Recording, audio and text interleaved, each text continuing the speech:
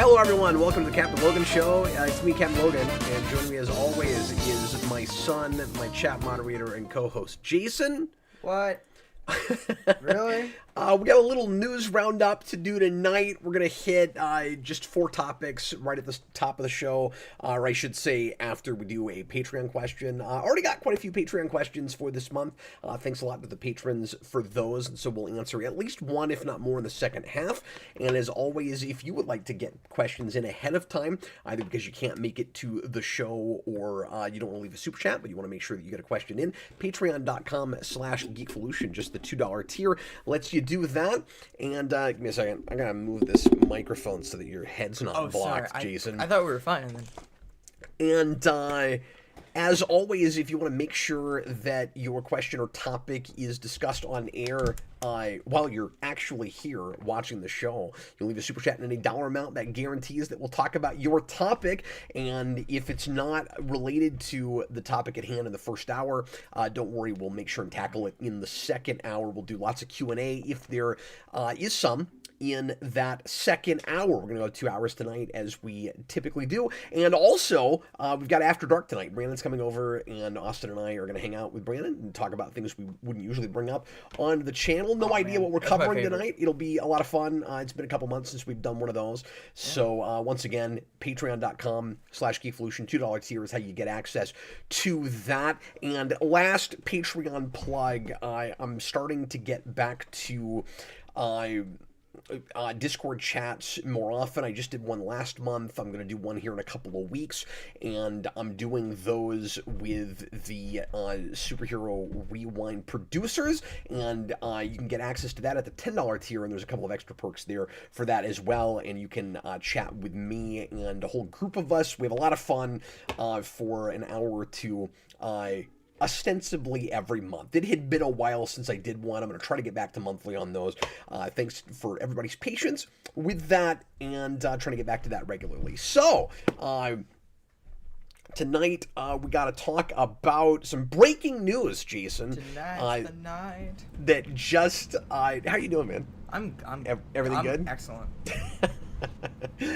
Jason's been real busy with school stuff. Yeah. Just oodles of biology. Well, and other things. I mean, finals are coming up next week, so. Yeah. Yeah. Jason is 15, but he's taking college courses on top of his schoolwork that so Jason still homeschools.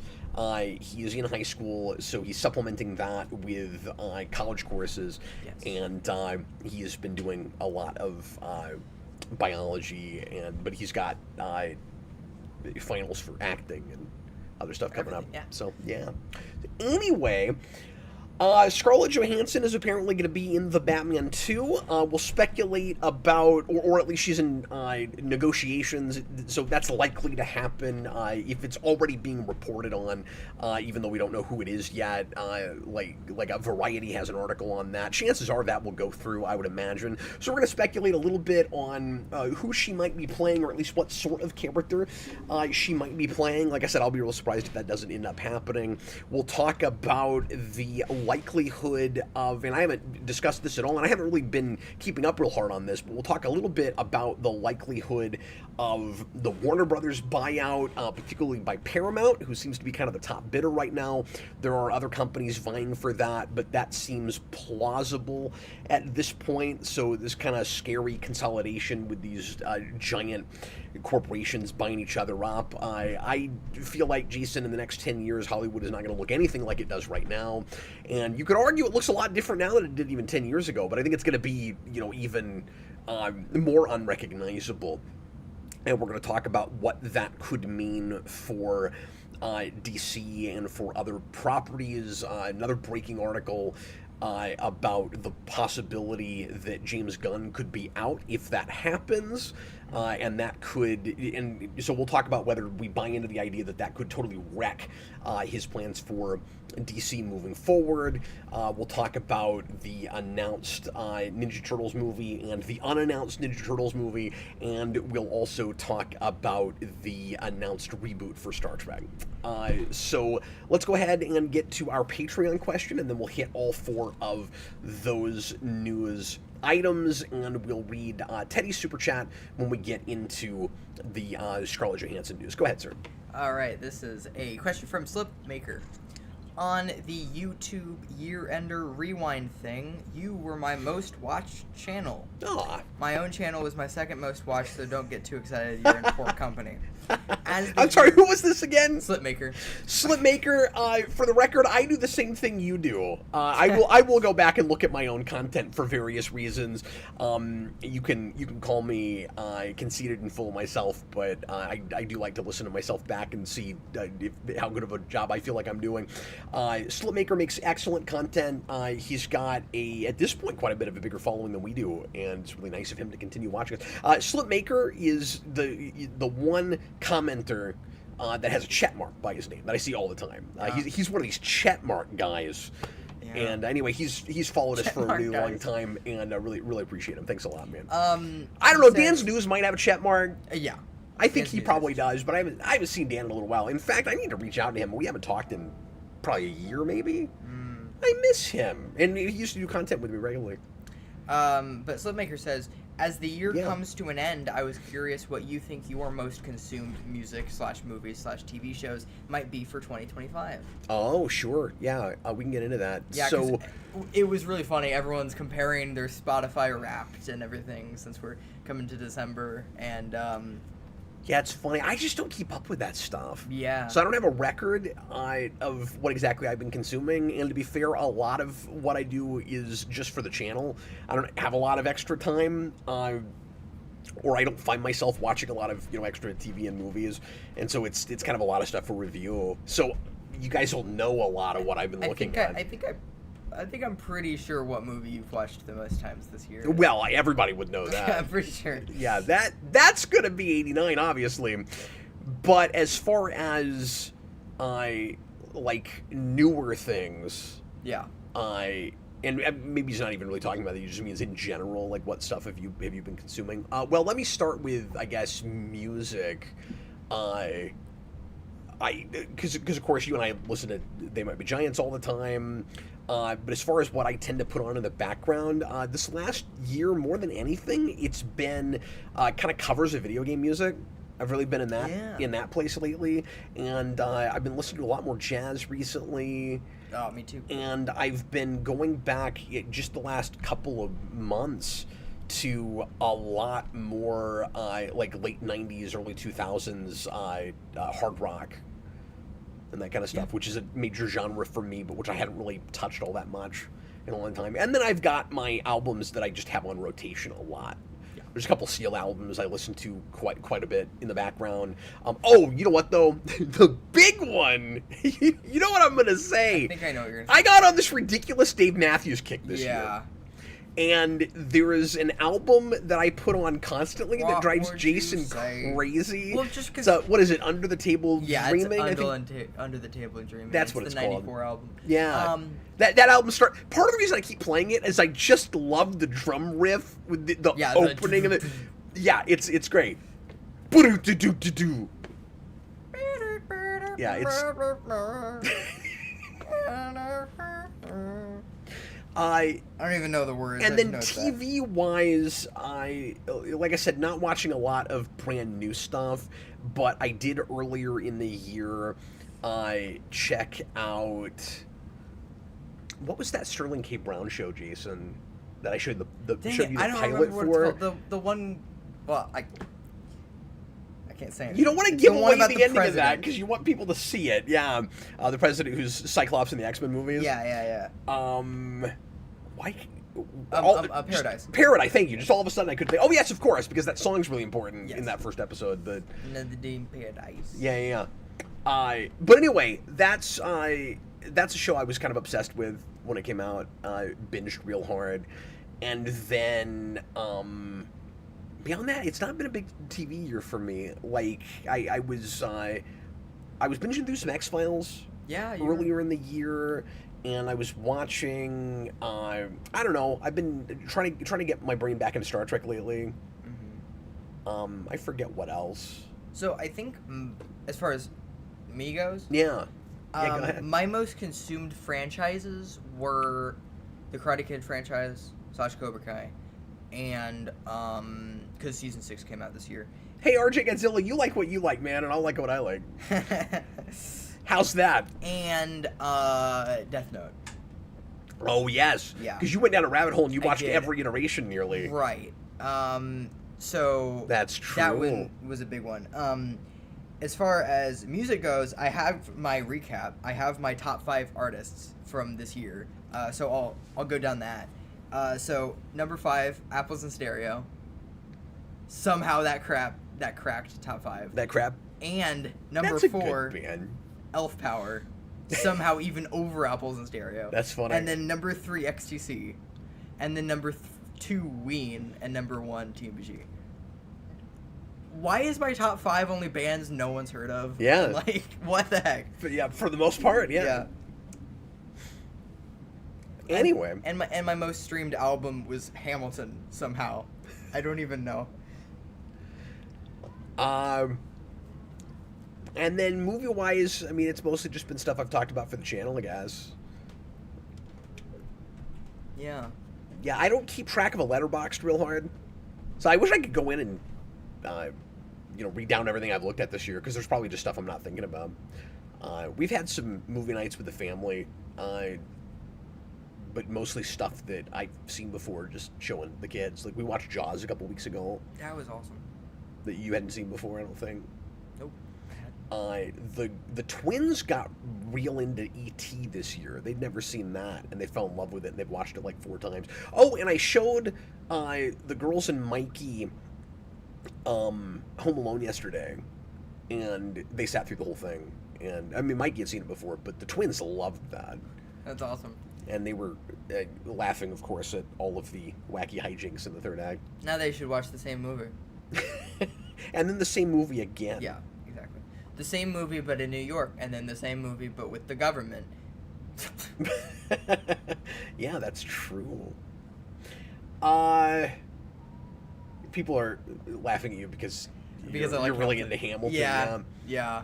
We have threatened a Hamilton commentary for a long like time. 2 years, yeah. We've still never done it, and I'm rusty. I don't know that as well as I used to. And of course, you probably don't either, but you probably still know it like way better than me. I know it still very well.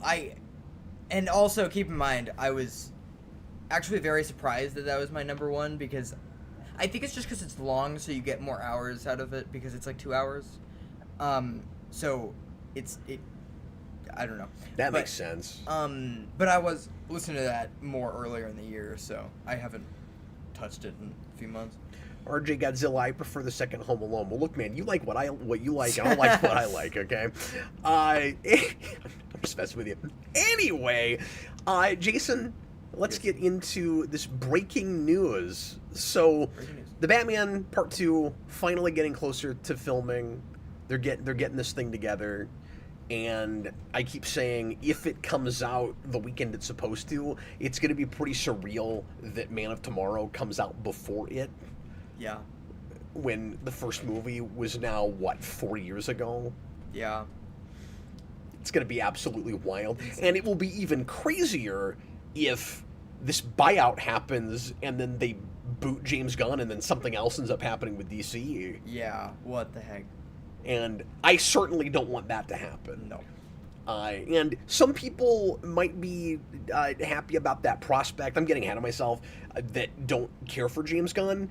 But you look at the way Paramount has been handling their own slate of stuff, and that is going to be watered down in all the wrong ways. If I would think, if that were to end up happening, Jason. I think you could expect an attempt at just making it, just marveling it up as hard as possible. And learning all the wrong lessons probably from the Marvel movies. So they'd go, well, we need to try to make this as like family-oriented and lighthearted as possible, and not have that variety that Gunn is attempting with different projects. And look, I'm not a shill for Gunn. We don't know how all of that is going to work out moving forward, but boy, I hope he gets to have a chance to show us over the next few years. And my worry is they'll take all the wrong lessons from Marvel and all the wrong lessons from Sonic, which is exactly what's about to happen with Ninja Turtles. I'll just talk about all this news at the same time.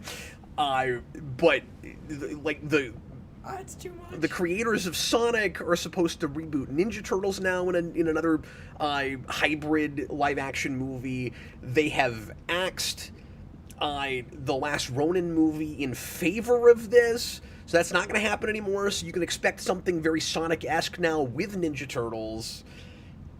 And I don't know if that means that that's also going to supplant Mutant Mayhem, because we have a current Turtles big screen franchise with a sequel that's supposed to come out next year. Is everybody keeping up? Is everybody with me right now? I don't even know if I am. All of these, like, there's not a good piece of news in this batch. Yeah. What the heck? Well, I mean, verdict is out for me with Scarlett Johansson. We'll see what happens with that. We'll come back and talk about that. But yeah. I guess my whole point is I'm already frustrated with what's happening with the Turtles of it all. And obviously, I've not been happy for years and years with Star Trek. And Tales of the Ninja Turtles just got canceled. That just got canceled. So that kind of, because that's only been 2 years. Just like the last cartoon show for Ninja Turtles. So that kind of suggests that whole thing is probably on its way out. I just saw the toys for Mutant Mayhem sit on the shelf forever and ever and ever. And if I had a nickel for every Mutant Mayhem Monopoly game I've seen sitting on a shelf, I'd have a lot of nickels, Jason. Yeah. It's hard to imagine that made a lot of money. And that it didn't lose a lot of, at least merchandising. Mm-hmm. So I imagine that is probably out. But anyway, I would imagine just a lot more kind of, lack of taking risks and, least common denominator, homogenized kind of slop. Mm-hmm. And maybe not. Maybe you'd get lucky and it would be like Paramount will somehow get smart in who they replace Gunn with if they end up doing that. But just get lucky, you know what I mean? Because I don't think that's the smart thing to do right now. But do we even... but I don't know why we assume Gunn would be in danger if Paramount takes... Well, let's take a look at this article, shall we? So this is from Collider. Gunn's DCU control may be in jeopardy if Paramount takes over Warner Brothers. Although Gunn and Safran have plenty of plans laid out for the DCU, it appears that Paramount Skydance may have some idea of its own if they take over at Warner Brothers. And again, I don't think there's any part of that would be good news. Just another gigantic corporation taking over another one. There was talk years ago that it seemed like a bizarre, crazy pipe dream, but like anything is possible, that Disney might buy Warner Brothers. And now we're in this place where suddenly Paramount is acting like big man on campus. I never could have imagined this, because I feel like it wasn't that long ago there was even talk about Paramount maybe getting bought out by somebody, and now, and maybe I'm wrong about that, and now suddenly it's Paramount talking about taking over Warner Brothers, and then like Disney and Paramount would be sort of the big two, maybe, but then of course Disney's been in financial trouble lately also, so like the whole thing just feels like a gigantic shell game, and I don't mean illegally, although I mean maybe, but that's not really what I mean. Anyway, this is what this article says. A new report from Puck reveals that, so like I don't know how true this is, but that the now David Ellison-owned entertainment giant may be already considering projects they like to see made in the superhero cinematic universe following an acquisition that includes a new project from Weapons director Zach Kreger that Paramount co-chair Josh Greenstein has already discussed with the filmmaker. All indications are that the company's leadership would wrest some control from the current DCU heads if they're eventually brought into the Paramount fold. And what I was going to say, Jason, is when you said why would we assume that he's in danger, my response would be, why would we assume he wouldn't be?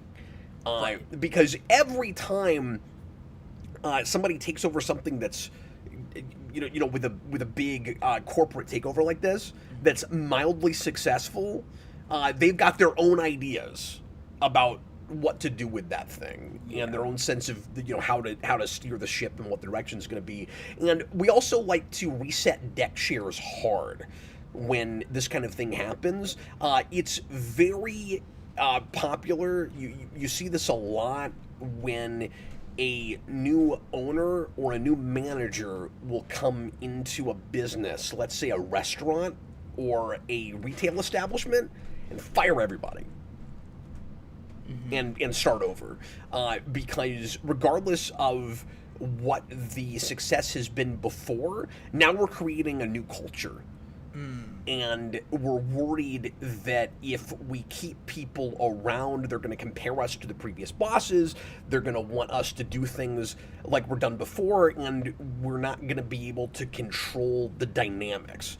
And so if you go clean slate like that, and I'm not saying that that's exactly what they'll do, and of course I don't know what exactly they'll do, but that's a pretty typical strategy, that you'll come in and you'll want to do things differently than the heads before. And so they might simply look at it as, this was Zaslav's idea, we want to do our own thing. Yeah. That. And so, again, it's Collider, grain of salt, but if we're just speculating, and this is all a bunch of ifs, but if we're just speculating, if Paramount gets bought out, or I'm sorry, if Warner Brothers gets bought out, could Gunn's job being jabbed? Well, of course it could be. Yeah, certainly. As it currently stands, says this article, Gunn and Safran call all the shots of the DCU, from who's directing and writing each of their films to what projects get the highest priority. We know all of this, of course. Part of the appeal for Gunn and Safran taking over was directing Guardians and the Suicide Squad, their ability to shape an entire interconnected universe. And this would be certainly an argument for keeping them. And so whoever takes over could look at their track record and go, well, we don't have anybody to put in place of them that we think could do this any better.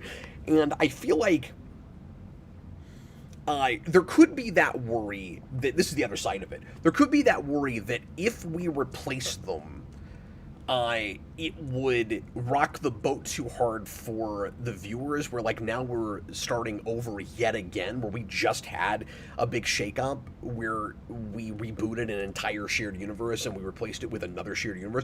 I think it would be more likely that if they got rid of Gunn, they would kind of keep what he has, but just steer it in their own direction. I think it would be unlikely for them to full-on reboot again, but I could see them going, like, questioning whether that's a smart idea, completely wresting it away from it. Maybe they'll go, we'll compromise with you, you can have your stuff, but we're going to do our own stuff on top of it. I could really see, I think that's actually pretty plausible. That could be a thing that can happen, but they could think, the fans are sick of getting jerked around, and Gunn has a good track record, so even though there are plenty of people that don't like Gunn, there are also plenty of people that do, and so maybe we shouldn't get rid of him because of that. But then they going back to the other side of it, the first side of it again, they also could go, but he just got here. Right. And if we're gonna get rid of him, now's the time. Yeah.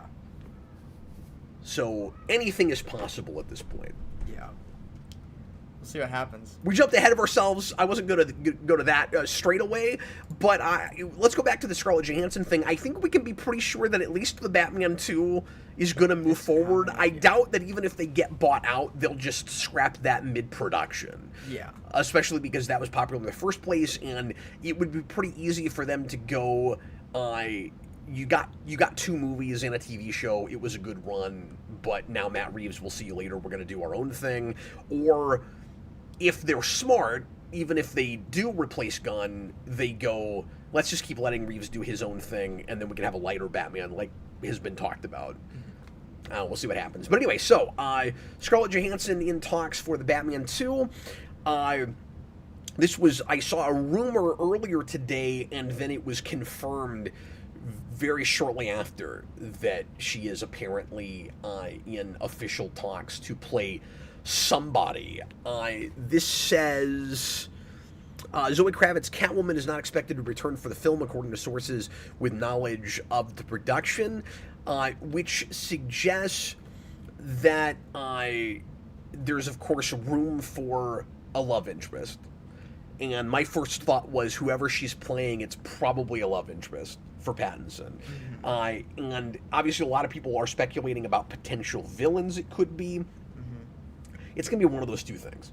I feel like that's too big of a name for her to be a very minor character. Yeah.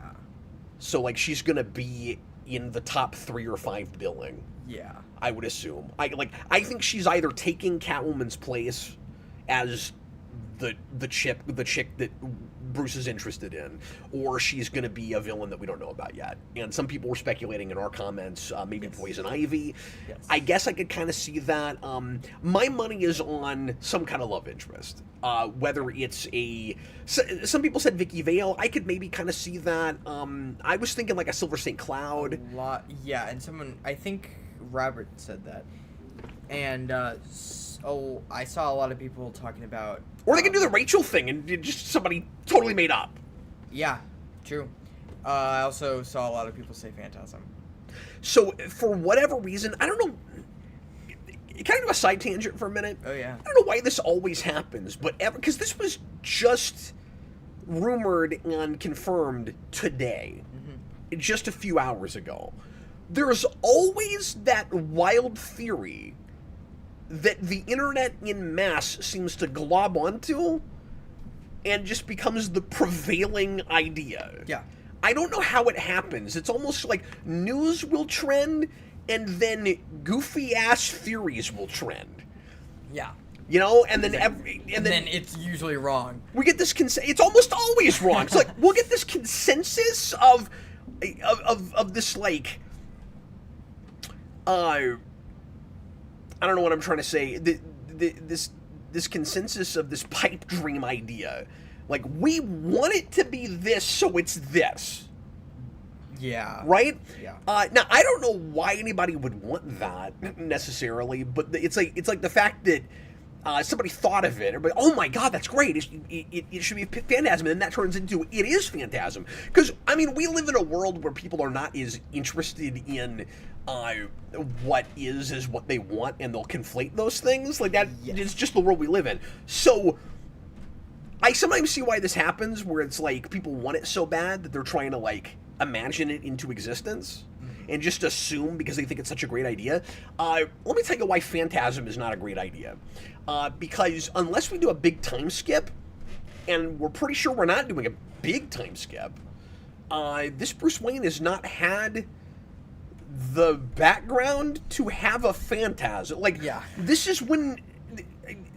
This is in the history, and I mean, you could rework it, but you'd be truncating it so hard. If, like, he meets this chick... He dates her, they fall in love, and within the course of the 2 to 4 hour film, because the first one was 3 hours, I assume the next one will be longer, within the course of that, she wants revenge on someone, pretends to be a wraith-like vigilante that people think is Batman, and like accidentally frames him, and then he finds out that it's actually this girl he's been dating. Like, you don't want to do all of that in one movie. Why would you want it to be Phantasm? Yeah. You need a Batman that has been at his career for at least 5 to 10 years before you can do Phantasm.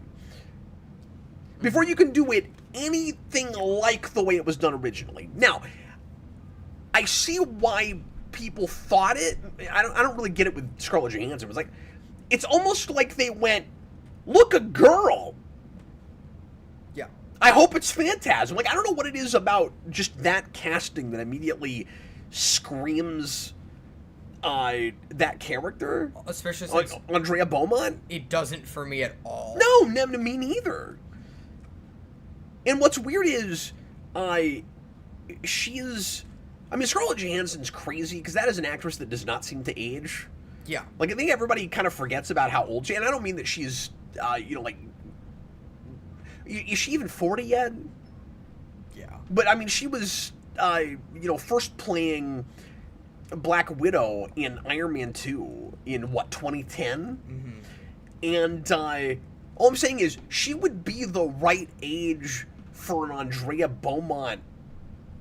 Yeah, she's your age. Oh, okay, she's my age. she would be the right age for the Andrea Beaumont that we had originally in Mask of the Phantasm. Mm-hmm. But it would be a little odd to do it all in one movie. Yeah. And I mean, I guess you could say that they had their relationship, like, when he was at a boarding school or in high school or something, but, like, it'd be really strange the way you'd have to finagle it. This is one of those where I'm like, why did somebody think of that specifically, and why did the internet leap on it? Yeah. Yeah. Hayden Springs says, I don't think Johansson is a very good actress, so I'm skeptical of this. And I also have that. That's why, So, none of this news I knew before going in, and you didn't tell me anything. Well, I didn't know what we were even talking about until just before the show, so I wasn't able to send you articles.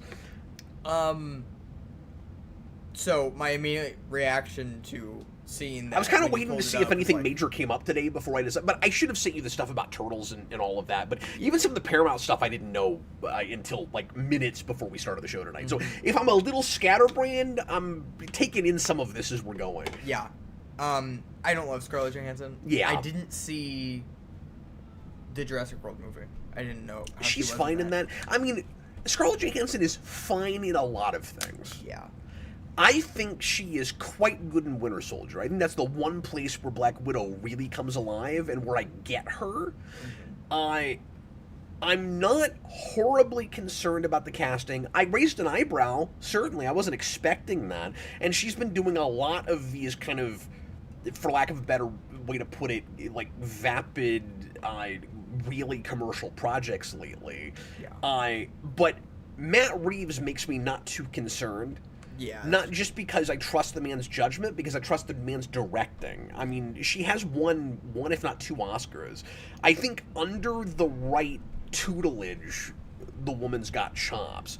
But I think it's really easy for her to just kind of come into work, hit her mark, say her lines, and leave, and her just general affect kind of gets her through. And if she is in something that's more inspired and she's got some guidance, and maybe if she's just like actually really in it, and it's not, because the thing is, when you say she doesn't seem to be that great of an actress, a lot of what you've seen her in is the kind of stuff that she probably just did for a paycheck. Yeah. Yeah. You know? But something like this, she might find herself going, oh, there's a lot more here. Because I felt like I saw something more behind her eyes in Winter Soldier because she had better material to work with. Yeah. And so I think for her specifically, and more power to you, make your money, but I think for Scarlett Johansson, it's more about the project she's tended to pick than it is about her ability as an actress. Yeah. Yeah, that's fair. And so let's find out. First of all, let's find out who she's playing. Yeah. And not jump to conclusions. Yeah. I was also going to say a minute ago, I still don't get exactly the Phantasm thing, but I get kind of looking at animated series because that show more than anything seems to be the big thing that the DC projects are looking at real hard right now. So you can see why people might go, well, they're probably going to be more and more influenced by animated series, like even this project, but like Clayface is supposed to be very Feet of Clay, and there was that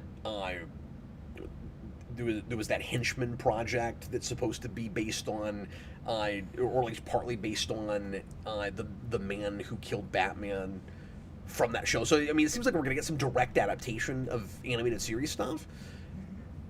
But this is also not in that universe. Mm-hmm. Well, I don't think.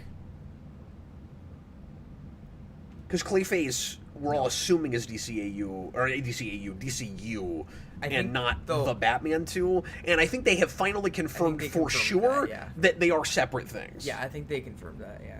After we speculated for like a million years about it. Yeah. We wasted everyone's time so hard with all the speculation about that. We apologize. I didn't say I apologize. Teddy says, yeah, is she playing Spider-Man? Yes. she's playing the Scarlett Spider Johansson. Yes, exactly. Is that where he's going with that? Is that why he said that? Nope. Probably not. Oh, okay. But it's well, funny. it is a Batman movie. I don't. Deosporo Under the Skin is her best performance, and I've never seen that. I didn't even know Omari what that is. Daniels, I'm slightly disappointed Zoe Kravitz won't be in the Batman Part 2, but I just want to see her cross paths with Kristen Milioti's Sophia. Yeah, I mean, of course, of course you do. I do too. Now, I still think there's every possibility she'll show up in that. I take that whole thing with a grain of salt, but I'm hoping that they get to do at least one more project so we'll see her again. It will hurt my feelings, and again, this is a million ifs, but if either Reeves jumped ship after the Batman Part 2, because we know he's had personal issues that made it really difficult for him to get this movie off the ground in the first place, so who knows if he's going to try to make a third one. And I really doubt he will if there's... if it looks like it would take another 5 years to get off the ground. But, either he could leave or, again, Paramount could buy it or somebody else could buy, Warner Brothers, and then decide we don't want any more of these movies, we want to do another thing with Batman. If any of that happens, it's going to be a tragedy to me if the last time we see Kravitz's Catwoman is driving off at the end of that movie. Yeah. So I really hope not. That would share the fate of something like an Amazing Spider-Man 2, where you have a... Well, you do have the Penguin, so at least you got to really develop and flesh out that world quite a bit. Oh, yeah. But with just those movies, you'd have that weird, lopsided, two-movie thing that was clearly building toward at least a trilogy. The difference, of course, is that happened with Spider-Man because that movie was awful. Yeah. Well, partly. Partly because they ended up having issues with the actor right after that. But maybe the second movie of this will be awful. So. I mean, I doubt it. I certainly doubt it. I kind of love being in this place where I cannot begin to call what villains they're using. Because for a long time, I just assumed it was Clayface until he got his own movie, because... Well, I assumed it was Mr. Freeze. Well, there was that too. I feel like Reeves was talking about Clayface and he was talking about Mr. Freeze. Yeah. But I might be wrong about that. But yes, Freeze was in there too, and I guess it still could be Freeze. Yeah. I guess that's entirely plausible. How does Poison Ivy work in that world? I don't know. That's part of why I don't think it's going to be Poison Ivy. Yeah, especially... Yeah. But then again, you could say if you can have Mr. Freeze, why can't you have Poison Ivy? Because Mr. Freeze doesn't have powers. He has a... Yeah, but it's still somewhat technology. It's still somewhat over the top. Technological. Yes, but you can do Poison Ivy. How? Okay, but Poison Ivy is still technological and it's just organic. But in the sense that she can have some kind of a genetic engineering or otherwise organic accident that gives her this ability. Sure. Mr. Freeze is not exactly superpowered, but the whole he's able to operate at these frigid temperatures, and his body works at a totally different temperature is not much less far-fetched than a Poison Ivy. I think it is more realistic than Poison Ivy. Do you? Because because it is all technological, right? Where that's what's making it do it, not just, oh yeah, I got a bunch of chemicals spilled on me and somehow I have powers now. That's true. And so far they haven't built a universe that they haven't like done that, any of that. So a lot of people have been saying Court of the Owls. Yeah. And that there are signs from the end of that movie that there's and in Penguin that there are machinations happening behind the scenes that could very well be the Court of the Owls, where you've got some manipulation of some kind of an organization, possibly. And I still think Hugo Strange is real plausible. Yeah. But that's Arkham not City the movie. I mean, yeah, I'd love that. But that's not... Although I still would want an Arkham Asylum. I still want a movie that's just Bruce Wayne trapped in an asylum for 2 hours. Yeah. But if you did Arkham City instead, that's also good. Yeah. That'd be fine. Let's hit some of these super chats, shall we? Sure. Because I think a lot of them are related, and then I'll talk about more about the Ninja Turtles thing in the Star Trek thing. Well, I guess we pretty much did Ninja Turtles. Yeah. It's the Sonic guys, so we can kind of guess what that's going to look like. It's not going to be Ninja Turtles, I'll say that. Well, I'll say this real quick. Sorry, I know we're going to go to super chats, but now that I'm thinking about it, let me just make this last point about that whole thing. If they learn some of the right lessons from Sonic, it won't be what I want, and it will be too kiddie, but it at least likely won't start from this trepidatious, completely formulaic place of it's the Turtles in a safe patent family adventure. Yeah. You know what I mean? Where it at least might have a little bit of style and kind of look like a Turtles thing. Because they've needed to... And it'll get half of the lore right, at least. They've needed to incrementally learn that the Sonic movies, from the beginning, could have simply been Sonic movies. Yeah. And that it could have just been that lore from the beginning, and that, oh, there is fun stuff to do with all of this. And the thing is, they have gotten better every time, and quite a bit better every time, and yet they're still not good. Yeah. That's the thing, is I enjoyed 3 immensely in comparison to the first 2, but I can't call it good. I'm just saying, if the shadow part of it is great. I will give it that. Everything about that works. I'm just saying, if 2 people in that movie get married, I'm walking out of the theater because I'm not going to see another wedding scene. Yeah, my worry is they're going to, really clunky way try to appeal to different audiences in entirely different moments. Well, like, not even try to coalesce the thing into a cohesive whole. Well, and that will automatically make whatever that one Mutant Mayhem better, just because that movie is made for a specific audience. And our whole thing was just, it's not made for us. Yeah. My problem with Mutant Mayhem is it's just not for me. It's not what I want. Yeah. It didn't speak to me. Yeah. I didn't think it was funny.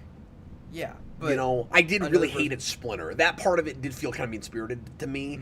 The rest of it was just not my bag. Yeah. That's all I can say about it. But at least was cohesive, all over the place. It's coherent, it's of a piece, it knows what it is, it's got a clear beginning, middle, end. It is, yeah. It has a pretty good third act compared to the rest of it. Like, it does turn around quite a bit for me at the end. I still don't really care for it overall, just aesthetically and the tone of it, but like, I get why people like it. Yeah. Sonic's a horse of a different color. Well, but at least this Ninja Turtles movie will be automatically better than the first Sonic movie, because there will immediately be 4 characters from Ninja Turtles, at least. That's a really good point. Not just like 1. So, unless they do the Raphael movie. I will predict if this stupid thing actually gets made, because things get announced all the time that get changed and retooled, but the fact that they're putting so... Actually, I'm gonna go back on something I just said, because every time we get announcements these days, I like to say there's a good Red Letter Media video that just came out about this. That things get announced just to kind of test the waters and see if people are excited about it. So like they'll just lie, they'll just like falsely announce stuff, and then like they're not really that close to putting it in production, or maybe they're not even going to, but they're just seeing if there's interest, that kind of thing. So, I say these days grain of salt, even when things are confirmed. And yet, with this, I would almost bet you money, Jason. I would almost bet you $1,000 that this one actually gets made, because they're putting all their eggs in the Sonic basket right now, and because they canceled a movie to go for this strategy instead. So this is probably getting made. Yeah. Now, I haven't gotten to this yet. I cannot say that about the newly announced Star Trek reboot. Which is apparently being done by the guys that made Dungeons and Dragons. Yeah. That, which I heard good things about but didn't see, or I heard mixed things about. But we can't be for sure that that's actually going to get made. Because that's happened a few times now. Like, we keep getting these announcements for Star Trek, and Tarantino's supposed to make one, and then we're supposed to have Star Trek 4, and then we're supposed to have Star Trek 4, and then we're supposed to have Star Trek 4, and then we're supposed to have the Birth of the Federation reboot, and then that falls through, and now this is supposed to be a full-on reboot. Like, Birth of Federation, I think, was supposed to kind of maybe go back to Prime. I don't even know. This thing, we don't have any real story details about it, but I think it's supposed to just be an actual full-on reboot, but not be Kirk and Spock again. Mm-hmm. I think. But anyway, if it's Kirk and Spock again, I'm not watching it. You know, I don't even care. I'm kind of right there with you, honestly. Yeah, stop it with that. Mm-hmm. But anyway, let's hit those super chats. Sure. Do you want to just hit the relevant ones? Mm-hmm. Okay. If you would, yeah. If there's any that are separate topics, we'll just hit them in the second half. Yeah, we got $10 from Teddy. Teddy, thanks for all the support tonight, man. I really appreciate it. Not gonna lie, Scarlett Johansson Poison Ivy sounds neat. Jason vehemently disagrees. I do. You just don't like her. What if she wins you over? She totally can, but I think that's definitely the most plausible. I see that. I've never seen her in anything where I could say she had menace, though. Yeah, that's true. Now, I'm not familiar with her whole career. She has played bad guys before. She was the octopus's henchman in The Spirit, and she's very funny in that. Oh, yeah, true. I like her in that movie. She is good in that movie. I forgot about that. No, she is good in that, and she gets what she's in. Yeah. Nobody but me and my wife like that movie, but like she gets what she's in that. Mm-hmm. But I wouldn't say she exactly has menace. I mean, she's a cartoon character, like everybody in that. Yeah.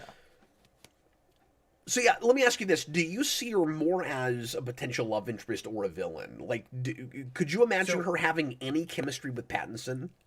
No, that's the first thing. I'm not immediately seeing that. And also... Silk and Floss, that's right, the cinematographic, yeah. I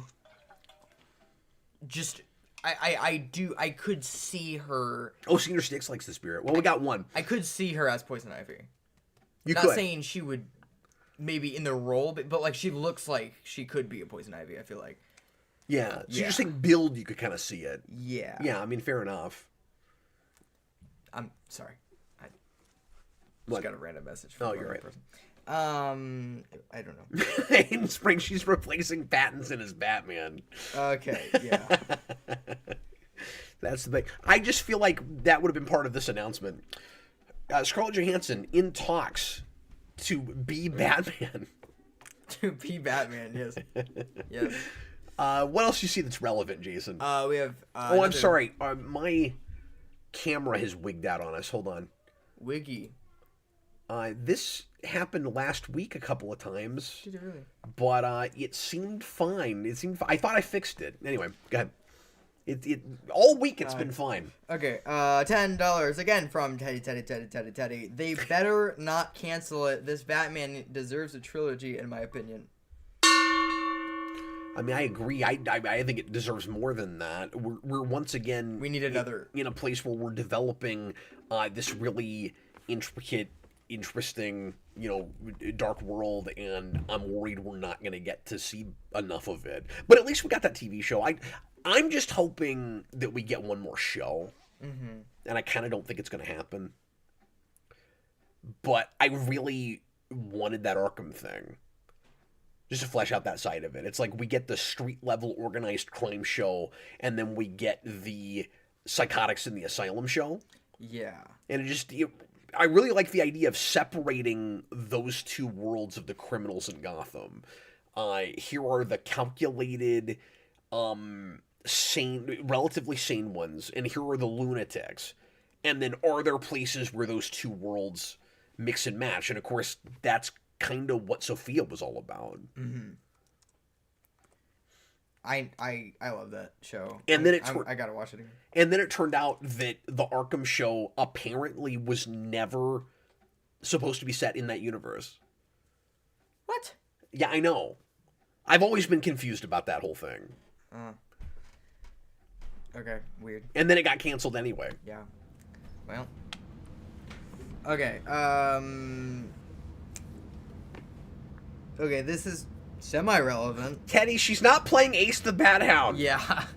$2 from Senior Sticks. James Gunn's style is great with Peacemaker. I mean, I'll take your word for it. I saw the pilot, and it was not my thing, and I thought it was really well made, but that whole thing was just way too raunchy for my taste, so I didn't watch any more of it, and I'm not bothered with the second season. I know that kind of turned some people off, and apparently that season, from what I've heard, is just kind of uneven, and was meandery, and wasn't enough like the first season, Did the way Austin like it was written. Austin was actually not real high on it. Oh, wow. Yeah. And like I don't mean to sound like I'm throwing Austin under the bus when I say this, but if he didn't like it, yeah, it can't be great, because Austin is such a gun fan. But anyway, a lot of people were kind of down on it because it was as ultra raunchy and adult as it was, but is tied so hard to the larger DCU, which is going to have a lot of ostensibly family-friendly things in it, including that first Superman movie. And a lot of people just don't like that or don't know what to think about that. Mm-hmm. Yeah. And I get Gunn's argument. I really see both sides of that. And I don't mean to straddle the fence, but like I personally kind of edge a little bit more on the side of, yeah, I don't love that. On the other hand, comics are like that. Yeah, no, that's true. And so, like, I get that. But comics are not as... I mean, they're both really commercial, but comics are, of course, not as broad of a medium that as many people are consuming, and so it does. I don't know, for whatever reason, that it does feel weird. It also feels weirder in live action. Where I want there to be a good variety where you can have harder edge stuff and you can have more family friendly stuff, but I also would like enough of separation where your kids aren't gonna feel like they need to or even want too much to see the hard R stuff in order to enjoy Superman. And I don't know that you really have that happening with Peacemaker, but that's just on the principle of the thing. That's the part of it that me and some other people aren't really sure about. Mm-hmm.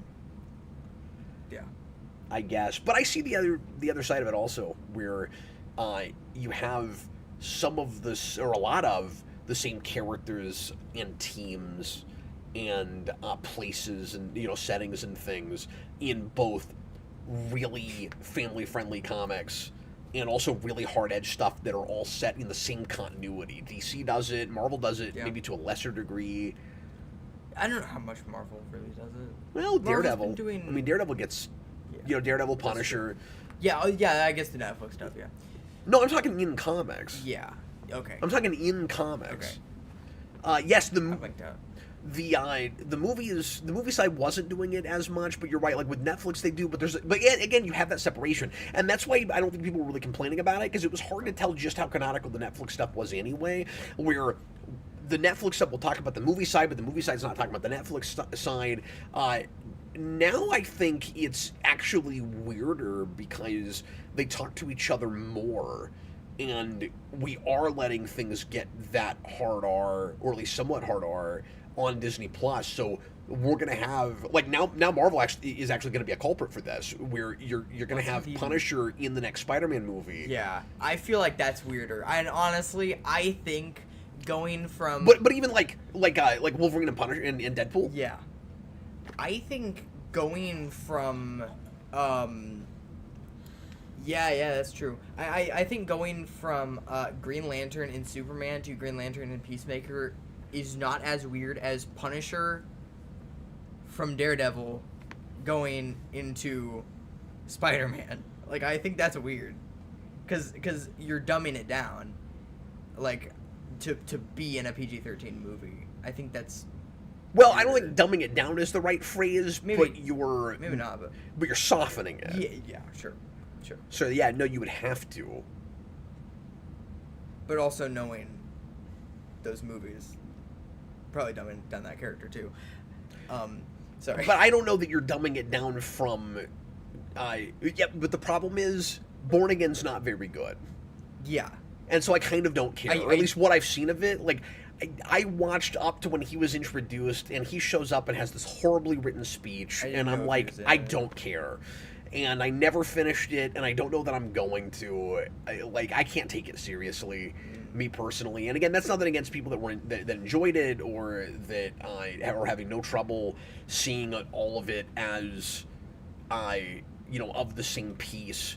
But it feels like a different thing now, and I just think the writing is real subpar. Yeah. And so, I don't mind as much with that. Just me personally, anyway. Forgetting the whole, R to PG-13 and like kids that might like that character and want to see him on TV, but the parents shouldn't let them, and that. Forgetting all of that, just for my own selfish interest. If the Spider-Man movie is the new one, help me out. I can't think of the name of it. The new Spider-Man movie. Oh, A Brand New Day. Brand New Day, thank you. It's just I had Brave New World stuck in my head, and I hate that they're both the same syllable count, and B's and N's, and stop it. Yeah, so anyway, Brand New Day, if that's great, it will be really, and if Bernthal and is really good in it, Punisher's written really well, it will be easy for me to see that as its own thing and to completely discount what came before. Because I'm already not taking the new stuff seriously, and I could easily just go, either, well, just like in comics, you're gonna write him. Maybe he's the same character, but you just conveniently don't have him being as violent or being in as violent of situations. Certainly, and so maybe I could buy it as being part of the same world that the old Netflix stuff was, or maybe I just go, it's the same actor playing this character, and he's sort of the same guy, but it's just this, works as a one and done thing. Like, I'm fine compartmentalizing it if the movie is good. That's kind of whatever. So yeah. I would be more worried about dumbing it down if we were going from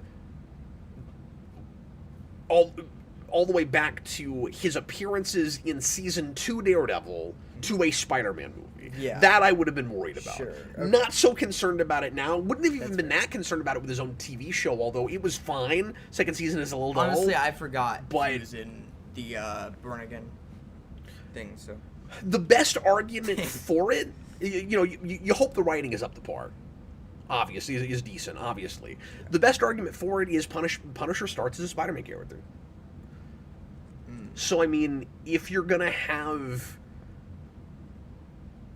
any of these previous characters show up in a Spider-Man thing, it makes more sense than anything for it to be either a Daredevil or a Punisher. Daredevil, who has lots of team-ups with Spider-Man, obviously. Punisher, who starts as a Spider-Man villain. Yeah.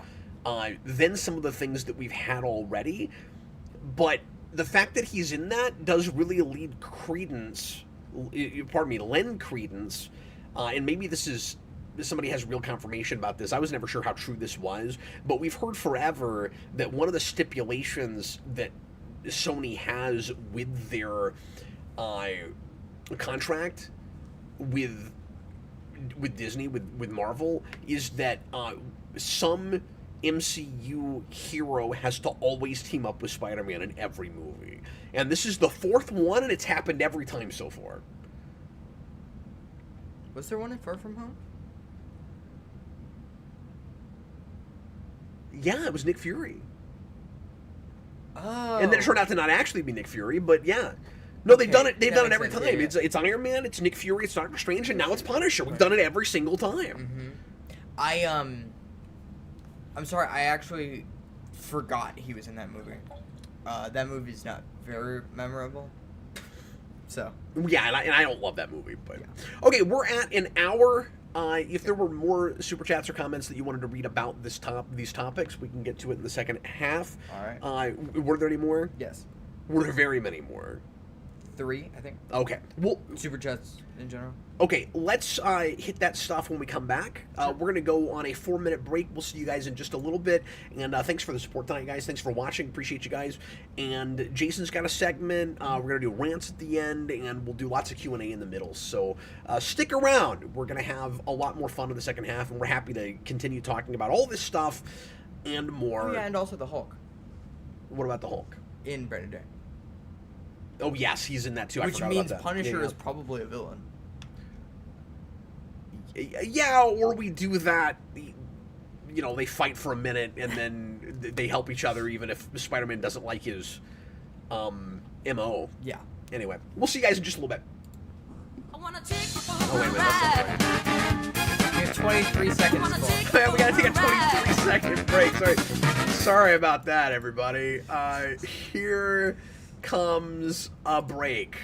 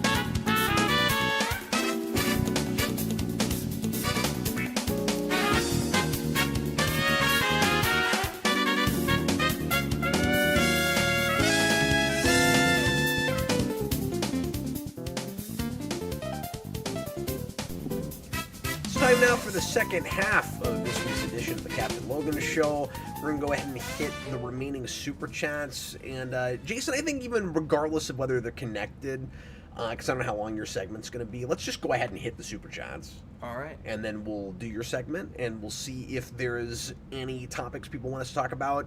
After that, Sure. I will round out the end of the show with rants. And what are the other Super Chats, sir? We have $2 Super Chat from I Am to Fly Cam. Thanks, man. That's not a name I recognize.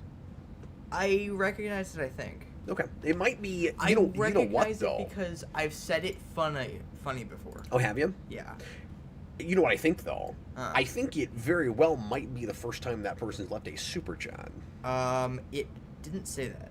Oh, it didn't? Oh, yeah, because it's supposed to tell us that. Yeah, it's supposed to tell us that. Okay, well, I would go ahead and play the music anyway, but we'd already heard it, so go ahead.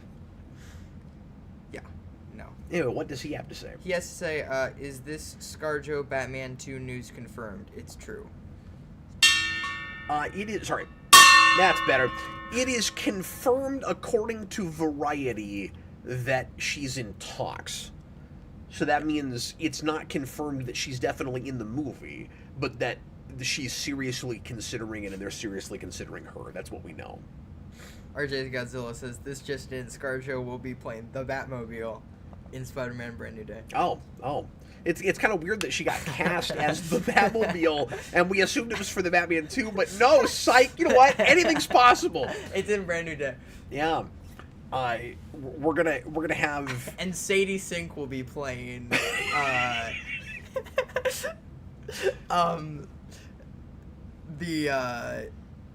This movie's gonna have Poison everything Ivy. and the Sadie Sink. Mm-hmm. So you've got you got Paramount possibly buying out Warner Brothers, and then Disney, I'm just making this up, and then Disney buys out Paramount, Yeah. and then now we can have, and the first thing they do in obligatorily, because it's inevitable that they would cross Marvel and DC, is the Batmobile is played by Scarlett Johansson shows up in a Spider-Man movie. Yes.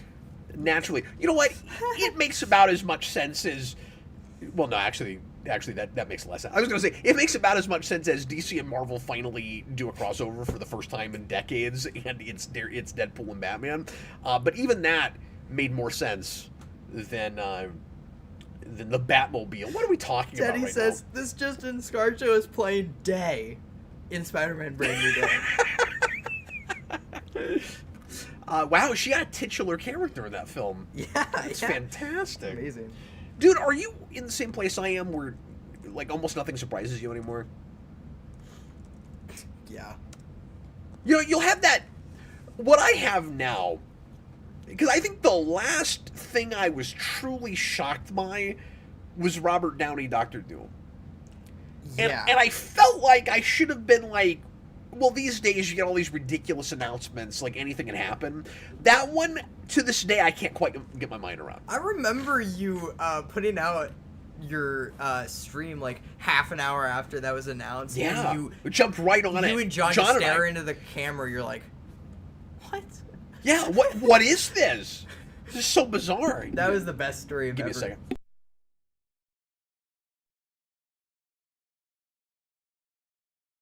But I feel like after that, there's not a lot. And especially getting back into new comics, because the comic world, even though some things have certainly turned around, still just the most counterintuitive business there is. Just bizarre ideas all the time. Yeah. Oh man. Anyway, Okay. can you set yourself in a place where this mic Yes, isn't right. covering your face? Thanks. Um, What else are people saying in Super Chats? you can only talk in Super Chat. $5 from Senior Sticks. You get to make an X-Men movie. Which X-Men characters are cool. you going to use, based on whatever the plot and story is? Oh, well, so we have to come up with a plot and story, And then I do like the idea of coming up with the story and then deciding on your characters. Like I could like. And like then some I kinda character get is going to that. do this. I don't know yet. We haven't decided. Now that's counterintuitive to what I usually like to do as a writer, where it's like you want things to be character driven, but with high concept things, it makes sense to start with an idea and then go, especially in a pre-existing world, and then go, well, who would you want to assemble to deal with this threat? Sure. Or to explore this concept. I mean, So, knowing you would probably... I feel like I had to be almost apologetic for saying plot and story before, come up with the premise before the characters, but... Although, knowing you would probably write a scene where it's like, I know someone who can help us with this, and then you just, like, you don't even know who it's gonna be, and then you, like, walk into the room, and it's, like, just some character. So, give me your perfect five-man X-Men team. Five-man X-Men team, okay. But it can't be the exact 90s cartoon show Okay. set, right? Yeah, sure. You gotta be a little bit more creative than that. Okay. I'm gonna start with Psylocke. Of course you are. And then I'm gonna go with the Archangel. And then Rogue and Gambit and Cyclops. Okay. That's good. Mine's gonna have Phantomex, Okay. because I like Phantomex, and it's gonna have, I mean, like, he's more like an X-Force type guy. He's not really, an X-Man, but it might be fun to see if he could, figure that out. Is everything right? Yes. Everything's good. I don't know, just for fun. Yeah. You're gonna have Phantomex. You're gonna have Wolverine. Yeah, I couldn't fit Wolverine as well. You're gonna have Storm. Yeah. But Mohawk Storm. I mean, you know what? These days everybody does Mohawk Storm. I'm gonna go back to the Storm in the '90s look, because that's been so thrown under the bus lately. Do not to be afraid. I will make a snowstorm. And then I don't know what that voices were doing. And then I got two more. Like, that's the worst African accent anybody's ever had. Bishop, because why not? Yeah. Oh man, can I redo mine? And then I like Storm and Bishop on a team, because Storm could lightning up Bishop's gun. Yeah, and it's then true. Yeah. Lightning up. Lightning it up. And then let me see. Nightcrawler. Yeah. How's that for a team? There's so many kids. How's that for a team? Okay, hold up. Okay, wait. No, we're done with this. We already did it. Moving right along. Okay. No, you can say it real quick. Because I don't think because Cyclops is like... We have 45 minutes left of the show, okay? Psylocke? You don't want Cyclops because it sounds too close to Psylocke. Yeah. Cyclops. Psylocke? Psyloxis. Yes. Oh no. What have we done? Psylocke, Cable, Rogue, Gambit, Nightcrawler. Psylocke, Cable, Rogue, Gambit, Nightcrawler. Yeah. I feel like you almost have like a foil for every man on my team. Yeah. But yeah, that's good. Well, those are all my favorite characters, so they probably wouldn't be good as a team together. Are there any other super chats? There are two more. Okay, let's hit those. We have I'm just gonna say his phone username every time. $20 Wow. from Teddy. Thanks, Teddy. I appreciate you, buddy. I don't think Scarlett is a bad actress, but not the kind that could turn a bad movie into something interesting like Yeah. some actors can. Sure. She needs good direction, I think. Plus, That's what I said. I think she's more open to just paycheck roles. To just paycheck. Yeah. So he's in agreement with me. That's exactly what I said. Yeah, And actually, yeah. he left that early enough. He might have said it before I said it. Yeah. But yes, 100%. But I also don't think that's necessarily bad. I mean, everybody's got a different skill set, So I mean, like, I don't think she turns in a lot of just extremely inspired performances. And he's right; she's not going to come in and just elevate something that's already not that great.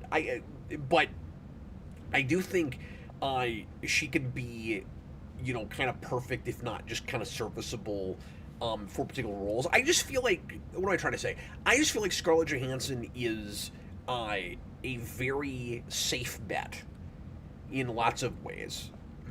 Mm-hmm. Like, she is reliable. And I think that's why she gets so much work. She just seems like a really reliable actress. Yeah, definitely. In a lot of different ways. Yeah. But I think she could come into this and surprise us. Yeah. We'll see. We'll I see. wasn't expecting that. I can't say I'm excited about it, but I'm not immediately going, oh, boo, the movie's going to suck now, Hey, it's better than the Rosalina casting. So I know you're not very happy about that. I'm not. I'm still mad about it. That's hilarious.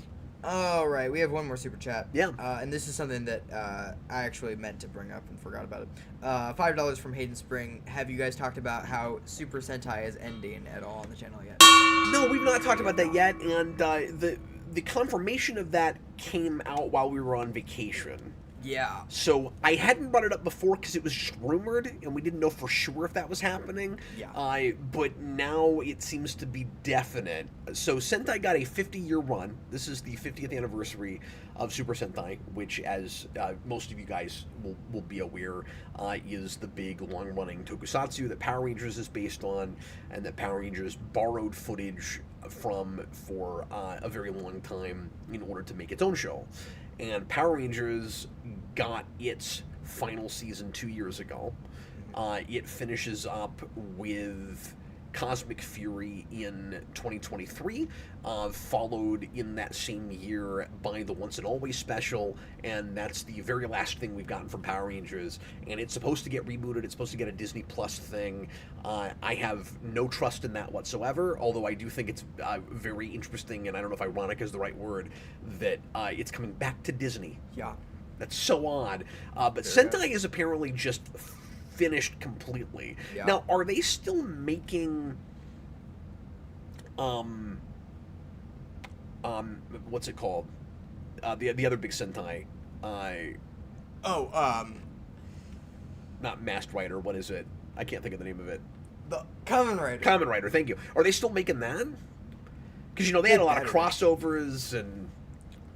Yeah. Like, the question is the genre over there dead? Or is it just Super Sentai? Kamen Rider is still going. Okay. Yeah. Because, like, it a couple years ago got its Shin movie. Yeah. So, yeah, I mean, I don't know what to say about that except, kind of sad that it's the end of an era, but also impressive that it lasted 50 whole years.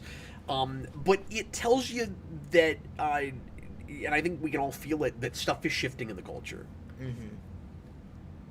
And over there, I can't tell you if, how much interest from children is lost, like if kids are just not digging that kind of stuff anymore, and why. Like, I don't know how different the cultural experience for children in Japan is versus their parents, the way it is here, because you've got a lot of kids growing up now here where it's just all social media, it's all TikTok scrolling, it's all stuff in tablets, it's all free-to-play video games. Like, us parents have in our 40s or whatever, have a hard time relating to the childhoods of our children, at least if we're not directly involved or as involved as maybe we ought to be in what they're consuming, because like my kids don't have this as much, but even still, and my kids are homeschooled, so there's a lot of stuff, not that we're like doing that entirely to shelter them, but just there's a lot of stuff that our kids are not exposed to because they're not going out to public school. And that kind of stuff. And so our kids have grown up with a lot of more traditional media. And so you guys are, I think, turning out a bit different than some of your generation, but you also interact with a lot of your generation, so you understand that world in a way I don't. So you're like a mix of both. You're like a blend of both, I would say. Yeah, definitely. I'm like... I don't even know. I was going to say it. Stupid thing, but I was gonna say, I'm not even gonna say it. Anyway, Hayden says toy sales have been down for Sentai while Rider continues to do well, so that means that Japan doesn't have the thing we have where toy sales just in general are not good. It's just that show. Well, and more like adults you said, that seem show's to been buy going toys for here forever. than kids do now. Yeah, To some degree, at least a certain kind of toy, I guess. Yeah. I mean, that happened with Power Rangers. I mean, obviously, that is because toys, as a general thing, are not as big in America. But it is interesting that Kamen Rider's still doing well on the toy side. I wonder what that's about. Yeah. Maybe Kamen Rider's just cooler. Maybe so, yeah. Maybe for whatever reason, kids stopped caring as much about the giant robot side of it. Mm-hmm. Maybe they like motorcycles more? I don't know. Yeah. They're like fruits. Who knows? That was 13 years ago. Yeah. One season. It's interesting to speculate about why, but I don't know that culture well enough to give you any real,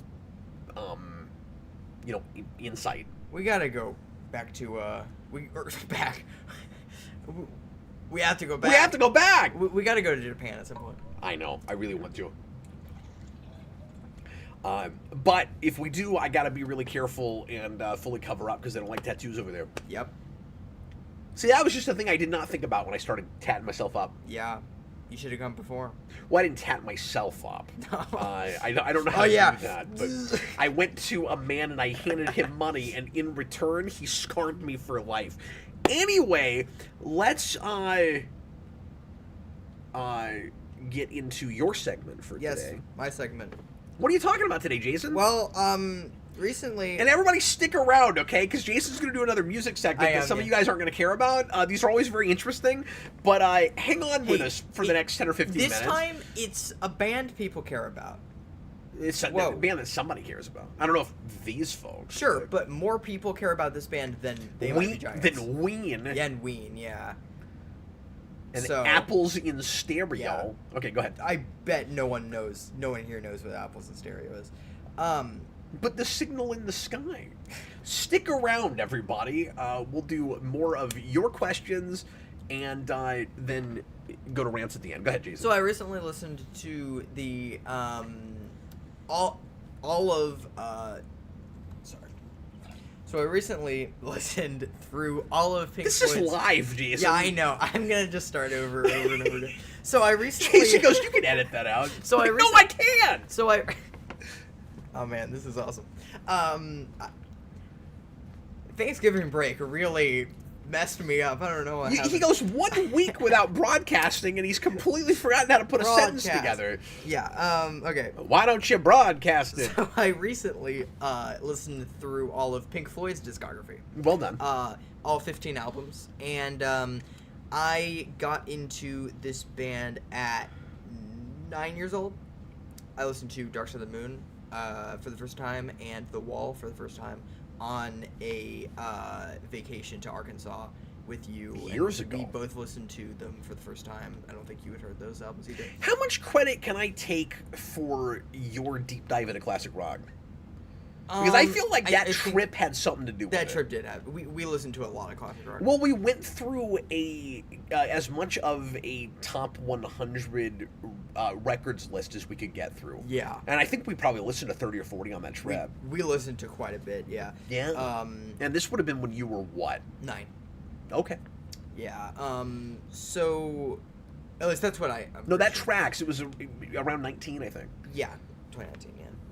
Yeah. But recently I've gotten more into the band, and they're getting close to one of my favorite bands, like maybe like my second favorite band after TMBG, which is crazy. But it is a really good band, going from their psychedelic stuff to their prog stuff. They at least I would say through the 70s, they're really consistent, and like they start off great, and then they go through the 70s, and every album is great, and then they drop off because Roger Waters leaves. But we'll talk about that. So, 15 albums, including the 2 soundtrack records and Ummagumma. So starting at 15.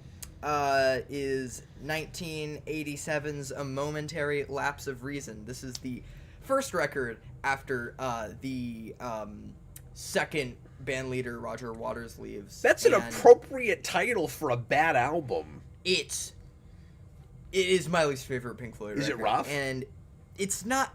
It's just not anything. Oh, okay. Okay. There are a couple songs. So that are suggests kinda none of them rough. are flat out bad, according to you. Yeah, they have a couple kind of nothing albums. Okay. This is one of them. I don't know if I'd ever go back to this album just because it's kind of nothing.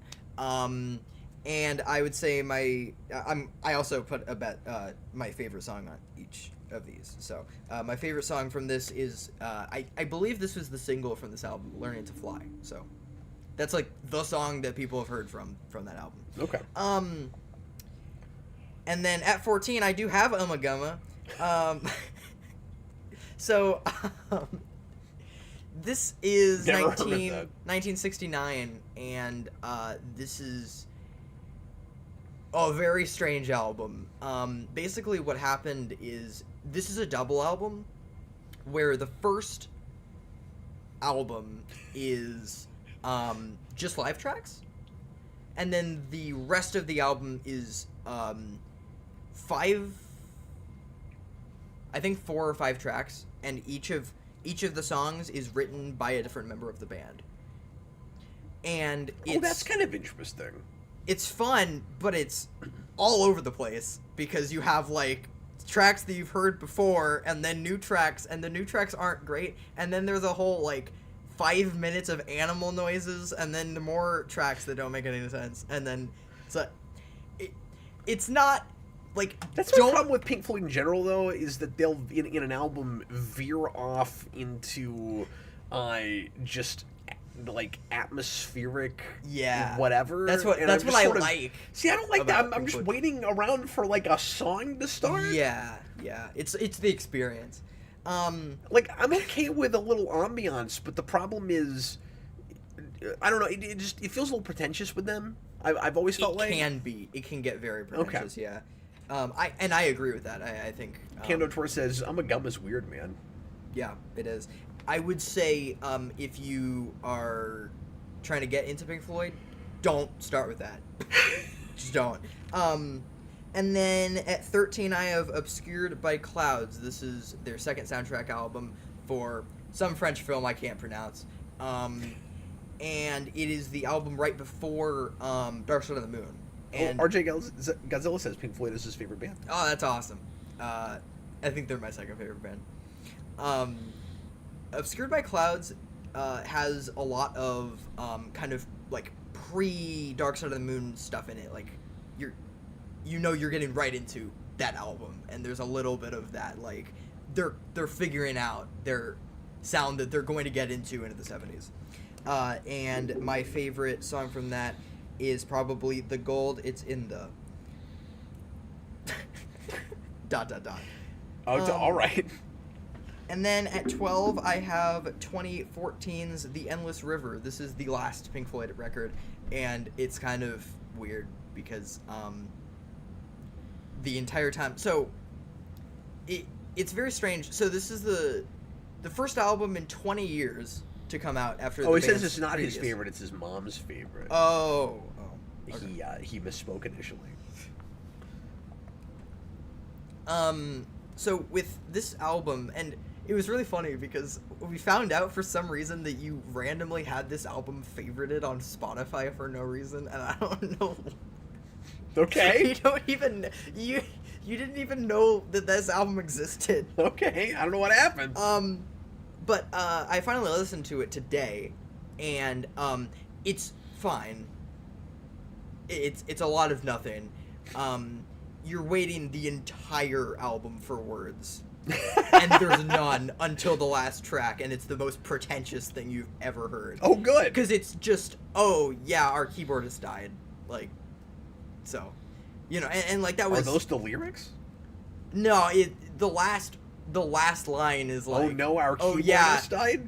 I think the last line is something like Richard White's going to heaven or something. Oh, okay. So yeah, okay. very pretentious. That's a little more poetic though than Sure.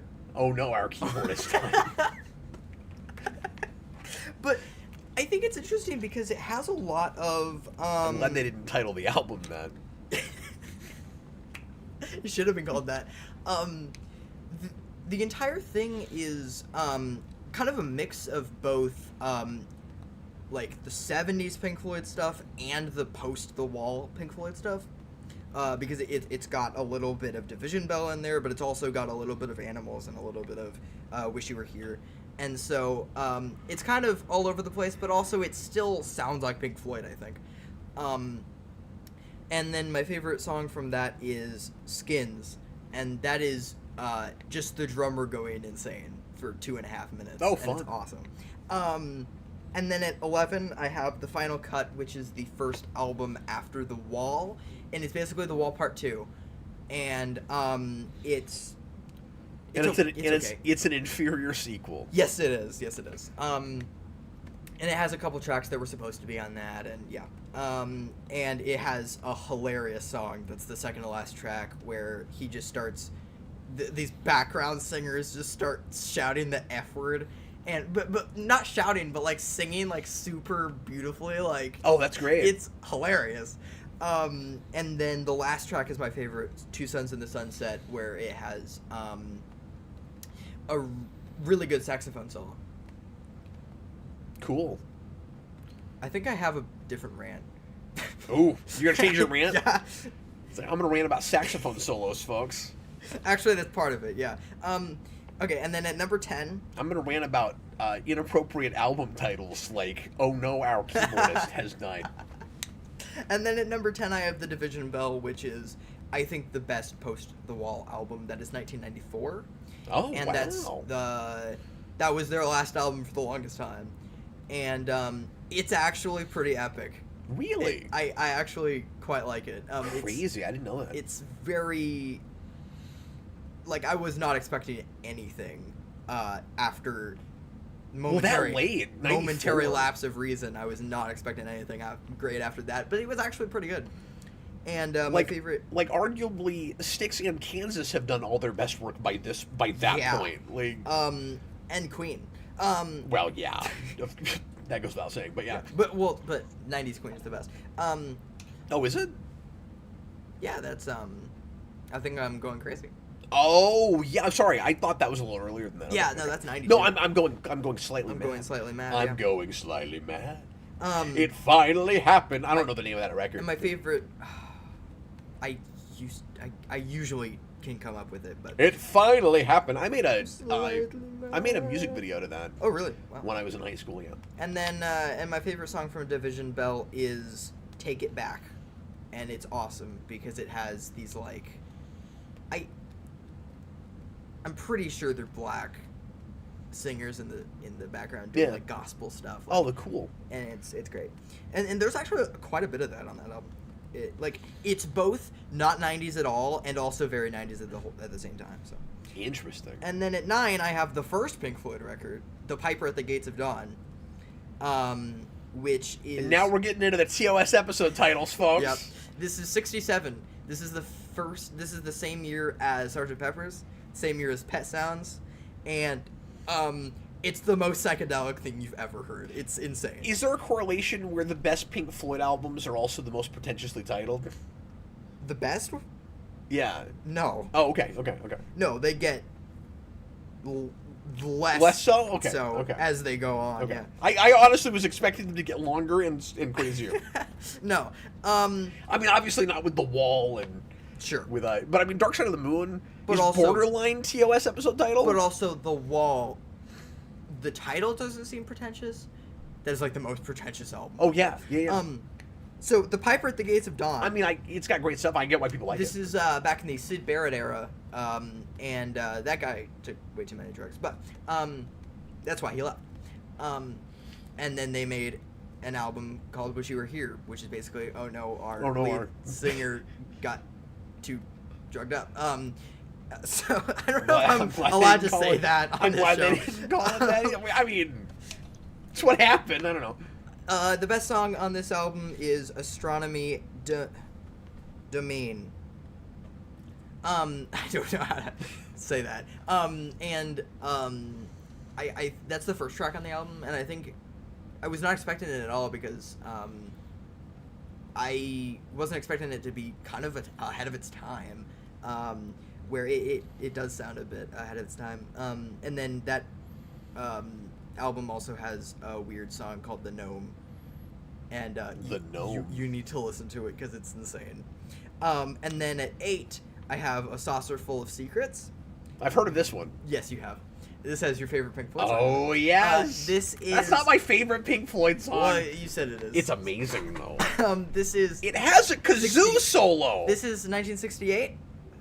And it's the last Syd Barrett album. And I would say it is better than the first album.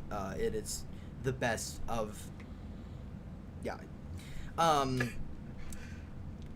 And I would say the best song is Set the Controls for the Heart of the Sun. That song also has a really good live version on Ummagumma.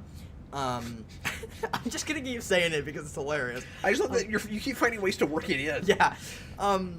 But right after that song is Dad's favorite song, with a kazoo solo where it just goes da da da da da da da. It's brilliant. The only thing that's better than that kazoo solo is when it happens again. Yeah. Because you're not expecting it, but you're also expecting it at the same time. What is that song called? Sorry? Colonel something? I don't remember. Colonel... Yeah. It starts with a C. Girl... I can't think of it. Corporal Clegg. Corporal Clegg, that's Yes. what it is. And then at 7... I was all over it. Corporal Clegg, yes. Yes. And then at 7, I have More. It's the soundtrack to the film More. Oh. And... That's not a TOS episode title. It's 1969.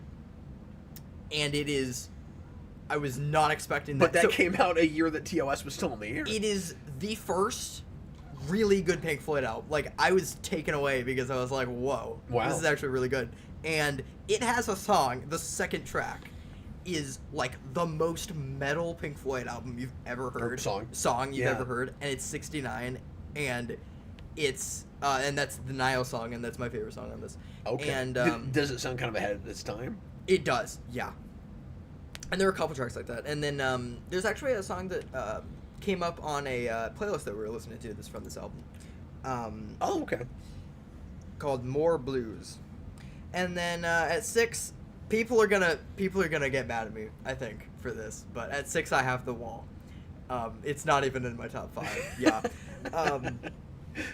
I'm not the biggest fan of The Wall, but comparing it to the rest of their albums, it is better than a lot of them. And it is well made and well put together, and they definitely had a vision.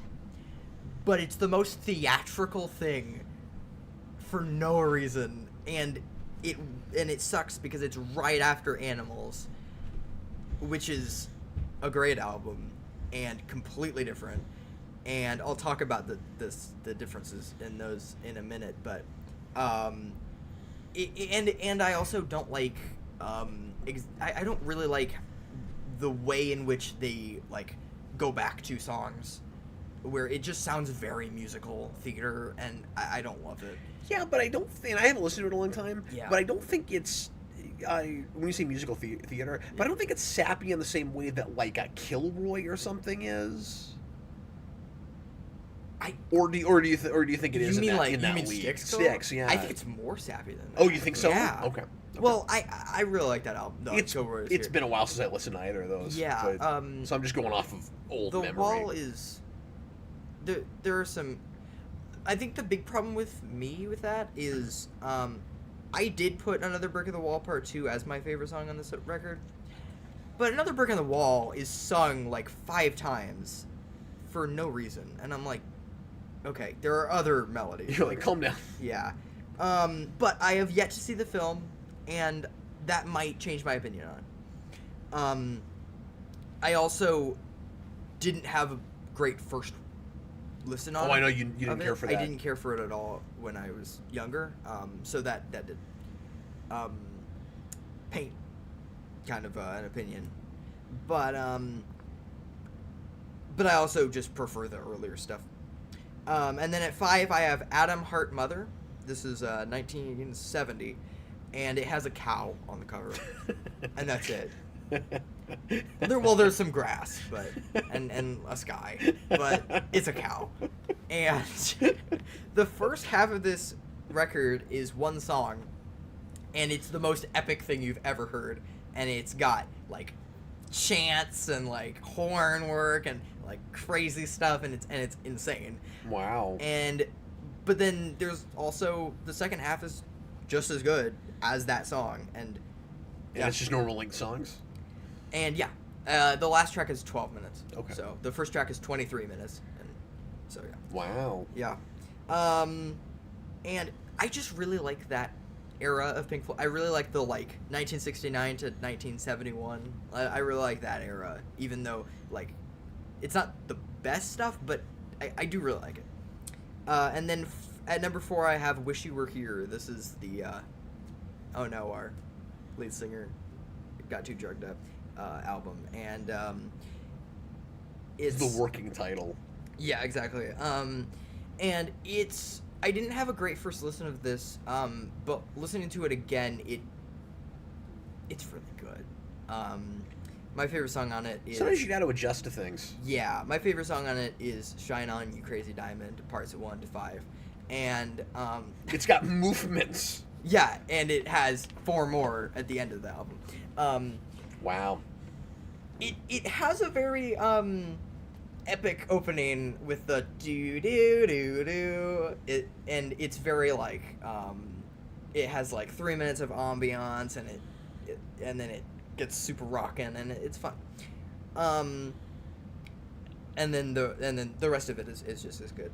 I think the problem with these 70s albums is it's the one song that's 20 minutes long, and then the rest of the album is just as good, but the album is all about that one song. So it's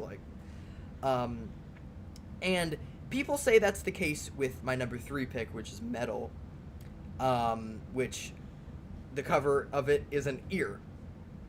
Naturally. Yes. And a lot of people really like Echoes. It's not my favorite long Pink Floyd song. It's 20 minutes, and it's the last half of the record. But I come for the first half, or I come back to this album for the first half, where the opening to this album is the most epic thing you've ever heard. I feel like you've said that 3 times, though. I know, but this is the most epic opening of any Pink Floyd record, because it starts with this epic bass riff, and then, well, it actually starts with wind, and then it starts with an epic bass riff, and then it does that for 3 minutes, and then there's also guitars and everything comes in, and then it goes wah, wah, wah, wah, wah, and then there's a voice that comes in, and he's like, "One of these days I'm gonna cut you into tiny pieces," and then the drums kick in, and it's and I'm like, wow, that's awesome. So that's not even my favorite song on the album, but it's awesome. You sold me on that. I gotta try that out. So my favorite song on it is "Fearless," which has it's beautiful. Reminds me of a lot of my favorite 70s tracks, and it, I guess, would be in that list. And it has a really beautiful guitar riff. And then at 2, I have "The Dark Side of the Moon." I mean, I don't know. It's a given. That's a really good album. Is that the one you have on vinyl? Yeah, I have 2 albums on vinyl. I have my top 2 on vinyl. Oh, okay. And my favorite song in this is "Breathe in the Air," which a lot of people don't like for some reason, but I really like it. And then my number 1, I've talked about even on this channel, that's "Animals." Yeah. And my favorite song is "Dogs." I didn't remember that you bought that. I did, yeah. I bought it in St. Louis. Do either of those have special discs, or are they just regular? I don't remember. Just regular black records. I think both of them are black Okay. records. I think, yeah. Yeah. So yeah. I think I really like "Animals," and it's really weird because I basically binged these, and Animals Into the Wall is really weird because Animals is. I always think of it as like it's the perspective of a guy who like hates the government, and he just has his acoustic guitar, but he's just like imagining all these other instruments along with him. And then The Wall is just like 50,000 opera singers, like with this like guy who likes drugs. Like, I don't know. Like that's what I think of it. And so it's such a weird contrast. And I do think with Animals, I like that I mean, The Wall also has speakers that hate the government, right? Because Yes. you're supposed to leave them kids alone. Yes, and but I think it feels a lot more yelly than Animals does. Even though, like, you know, Animals, he yells and his voice literally turns into a keyboard, but maybe that's what killed the keyboard. Sorry. Oh, no. No, that was 2008. Oh, not no. 1970. Oh, okay. He lived that late. Yeah. Wow. Rest in peace. Goodness, Jason. Kando Tor says he agrees with your first pick. Awesome. And a couple of people say it's Wish You Were Here. Nicholas Bodo and Matthew Bass both put it at the top. Awesome. I'm glad people like Pink Floyd. Okay. That's a pretty major band. So, Yeah. I mean, like, I expected that's some why I people was- in our audience to know them pretty well. I wasn't expecting that many people though. That is the end of my segment. And this concludes our broadcast day. No, we still have a little So- show left. Jason, that was really well put together and really articulate. You're doing wonderful with the segments. I'm man. so sorry. That was was like great. not articulate at all. No, I thought No, it. that was like Everybody followed that wonderfully well. Okay. Trust me, that was excellent. I'm gonna make that that explanation of the first track on Metal. I'm gonna make that into a short. You should. Pros and cons guy. I'll just read this real quick. $2 super chat. Will you review Dispatch, the new superhero game? I've not heard about that. I don't know what that is. Are you aware of Dispatch? I don't believe so. Write it down for me somewhere, and I'll look into it. I don't have a current next gen console really, so I would have to probably Steam it. Yeah. Steam it. And I've got a good gaming machine ostensibly, but I've not gamed much on it. Dispatch is set in an alternate Los Angeles where superpowers are commonplace. Cool. Okay. And What thus sort of have game? decided- And this explains our game. and thus have divided society between supers, those born with powers such as flight and invisibility, Yeah. or born with a different appearance, and normies, those Okay, well, devoid of super. This is a premise we've seen a few times in comics. Yeah. What sort of game is it? What platform It is it a on? episodic adventure game. Did it come out in episodes? Yes. Okay. And So it's got that whole thing. The kind of chapter release, the- like a Telltale or something. it is an adventure video game where the player's choices affect the story via the use of dialogue trees. So it's Telltale-esque. Yes. What's the developer? It might be a Telltale game, or that new company that bought them because they did that Star it's Trek Ad game. Hoc Oh, I don't know what that is. Studio, which is Telltale. Yeah. It is Telltale. There you go. Okay, I would definitely be curious because that's the thing I can play, and it would probably run on my machine. Captain Logan will remember that. Those are usually not going to be crazy, graphically intensive. Yeah. Yeah, that's cool. And I really liked what I played of the Star Trek game, but I've not gone back to it. I was playing that on a laptop that's not working the best now, so I'm going to need to re-download that at some point. And unfortunately, I wasn't able to get that on Steam. That was one where you had to get the launcher for that company. And so I don't know if I can figure out what my password was and everything and, like, get it again. I'm afraid I might have to rebuy it. Yeah. Hopefully not, though. I still never played Guardians of the Galaxy. Not the Telltale game, but the... And the Telltale game wasn't great when I played it. No, I played that. But, yes, you've got to play the adventure game. That's really good. Yeah. Or the, regular Action. third-person action shooter thing, yeah. Yeah. What I played of that was odd. Now, I only played about 3 hours of it, but I really liked what I played of it. Yeah, because you played that live, right? I did that on stream, and I've never gone back to it. I need to do that. Yeah, that's great. I mean, I don't know if I would go back and stream it. Nobody seemed to care, but I would like to play through that. Yeah. Okay, let's take some questions if anybody has them. We've only got about 10 minutes left of the show. Brandon will be here in a little bit. We'll be doing After Dark, 10 to 15 minutes after this show with Brandon and Austin. So again, join us for that. Go to Patreon, $2 tier, get you access to that. We're going to hang out for probably a couple hours like we usually do. And let's take one or two questions. Feel free to last call for super chats if anybody wants to put any more in. Yes. And we'll talk about whatever you want to talk about, and then we'll do our last segment. Go ahead. We will start with some Patreon. Thank you guys for all the Patreon questions. Yeah, I appreciate you guys. Thanks a bunch. Goofster123. I don't know why I do that every time. Every time. I know. If Paramount, talking about Paramount again. Now I'll get back to this. If Paramount gave you carte blanche to reboot Star Trek, would you do a Kelvin-esque thing or a straight reboot? Would you even go back to TOS at all? To clarify, by Kelvin-esque, I mean making the reboot in continuity like those films did. Like an in-continuity reboot. Well, I wouldn't do that again. Yeah. Just because it's been done, it makes it kind of convoluted. There's always the question of whether we change the timeline or if we went to another dimension and then move forward from that, like changed its timeline and kept going, which is ostensibly what Kelvin is. I've used that word a lot tonight, but that's me. I like that word. What word? Ostensibly. Oh. So anyway, at this point, so what were my options? Kelvin reboot, Or just straight up reboot. So I don't even have the option to try to salvage Anything. Prime with New Trek. Yeah. Well, then between those two options, I would flat out reboot. And how exactly I would do it, I don't know.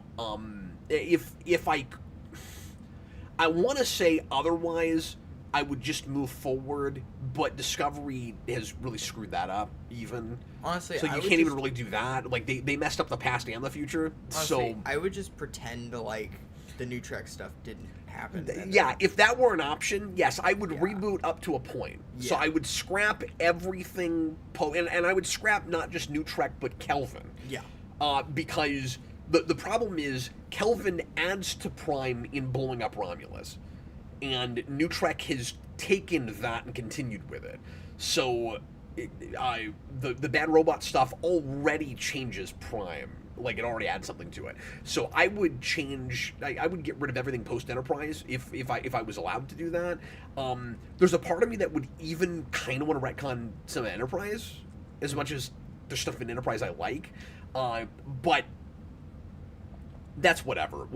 Between those two options, I would full-on reboot, and I would... extrapolate from present day in the first place as opposed to doing a kind of retro throwback thing. As best I could. We did a whole show on this last week about what that would look, or a couple weeks ago, about what that would look like. I won't rehash all of that. But I would kind of cherry pick Jason, and I would put the continuity more or less back together, but I just amend stuff as I went to try to make it more cohesive, so you would and not have as much contradiction. So I would put all the major players back in place. I would have a lot of the same major events happen. You'd still get the Earth-Romulan War. You'd still get Wolf 359. You'd still get the Dominion War. You'd still get the birth of the Federation as we have it. You'd still have, going all the way back, the Bell Riots, World War III. Like, all of that would still be there. Yeah. But I would... There are certain places where... and obviously, Bell Riots, you can't just... no, God. You wouldn't remake every show. Mm-hmm. But if I had it to do over again, I kind of would maybe want to do that. Yeah. But that wouldn't be commercially viable. Yeah. So like I guess you wouldn't do that. But there are, so like, you'd almost have to put together a series Bible and then just say, these are the things that happened. It's sort of like Prime, but here are the changes. And one of the big things I would want to do is make is make Voyager a much more serialized thing in the first place, where the Maquis and the Federation or the Starfleet members don't actually really get along at first, and like there's just stuff I'd tweak. Yeah. As I went through. You know what my answer is to this? Yeah. I think I would.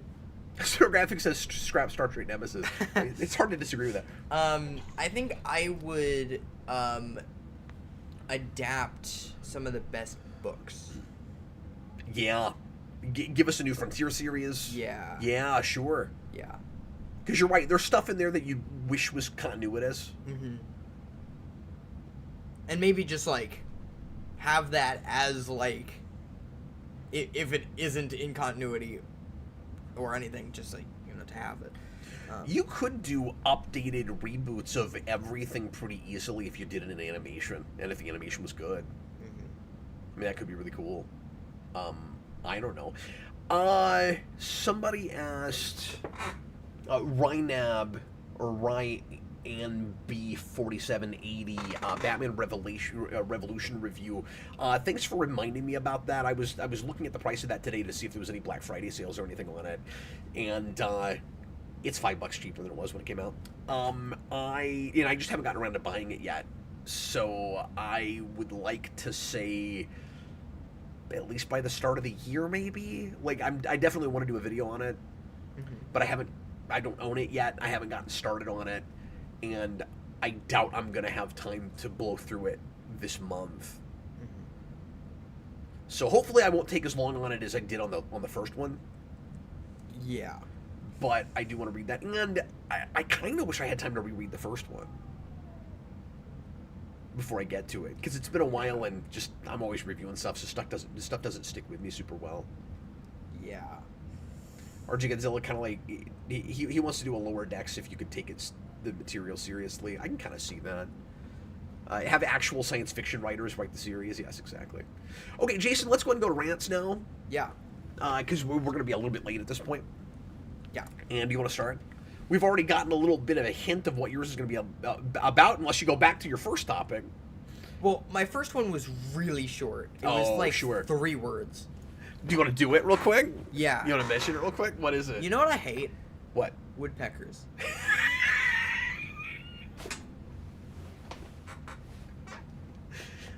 Yeah, we've had a woodpecker issue. Why can't we just get rid of them? Like, just not have them? Boom, boom, boom, boom. Dude. They hit our house. They hit the outside of our house a lot. No, but like, they don't hit anything else except for my room.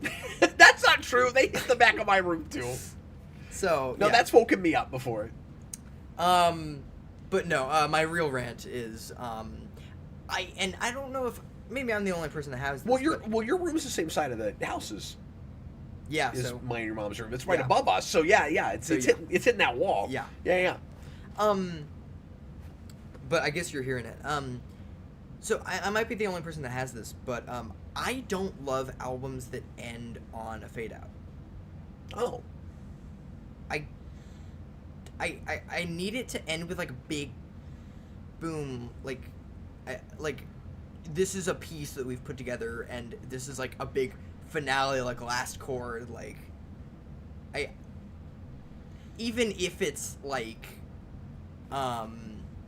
or even if it just ends on a cool like drum riff or something, like I don't need it to like slowly fade out and then like cool that it ended. Like I have that with a lot of XTC albums, and a couple of later Pink Floyd albums do that, and I was like, what the heck? I think both are valid, and I don't have strong opinions on this one. Yeah, to be fair, because it's occurring to me that some of my favorite albums do indeed end on a fade out, and that tends to happen a lot on hard rock and heavy metal records. Yeah. I'm thinking of stuff like Fallen does it, like the first Evanescence record, and the Dark Saga does it. The Iced Earth record, the Spawn record, yeah. I think the argument for, I just think both are valid. Now I hear what you're saying, like end on a definitive sound you want to leave us with. Yeah. But I also think Fading Out can do that because it's leaving you with a melody. And I think if the melody is earwormy and sticks with you enough, that's a valid reason. And like, I'm not saying I mind fade outs at end with all. it. Okay. I just don't like ending the whole album with it. I don't know. It leaves a weird taste in my mouth. I don't know. And maybe I don't have it with Fallen and Dark Saga as much just because I mostly listen to those in the car, and we immediately listen to another album. Okay. And it's just like, I don't know. Maybe that's it. I don't know. And then you finish one of those, and then you get dun dun dun dun dun dun, dun, and then you get I also usually listen to Fallen and Evanescence, the self-titled album. Yeah. Like together. well, they go together really well. So it just immediately goes into so I'm like, Yeah. How do you feel about bonus tracks ending records? How do you feel about that thing where you have like on a minutes of on the initial release where you have minutes of dead air and then it comes back with a track? I like that, but you know what I don't like? What's that? When they leave them out on Spotify, but they keep the space. Oh, that's the worst. Yeah, that's the worst. But if you're listening to the actual record, Yeah. and you get it where it's supposed to happen. And you know what should have done that and didn't? But they finally fixed it so that they did state songs. Yes. Because Yeah. why doesn't it go into Louisiana? I don't know. But it does now on the deluxe edition. Yeah, so that's nice. That's great. But the last track on that is irritating because you just have to listen to like noise from a festival for 10 minutes. But I will say, I think the best one of those is like a state fair or something. BNL Maroon with Yes. Tonight Well, is the Night I Felt both Like of the BNL records that I like have that. Do where they really? Does Stunt have that? Stunt ends with Doesn't Stunt- when you dream. Yeah.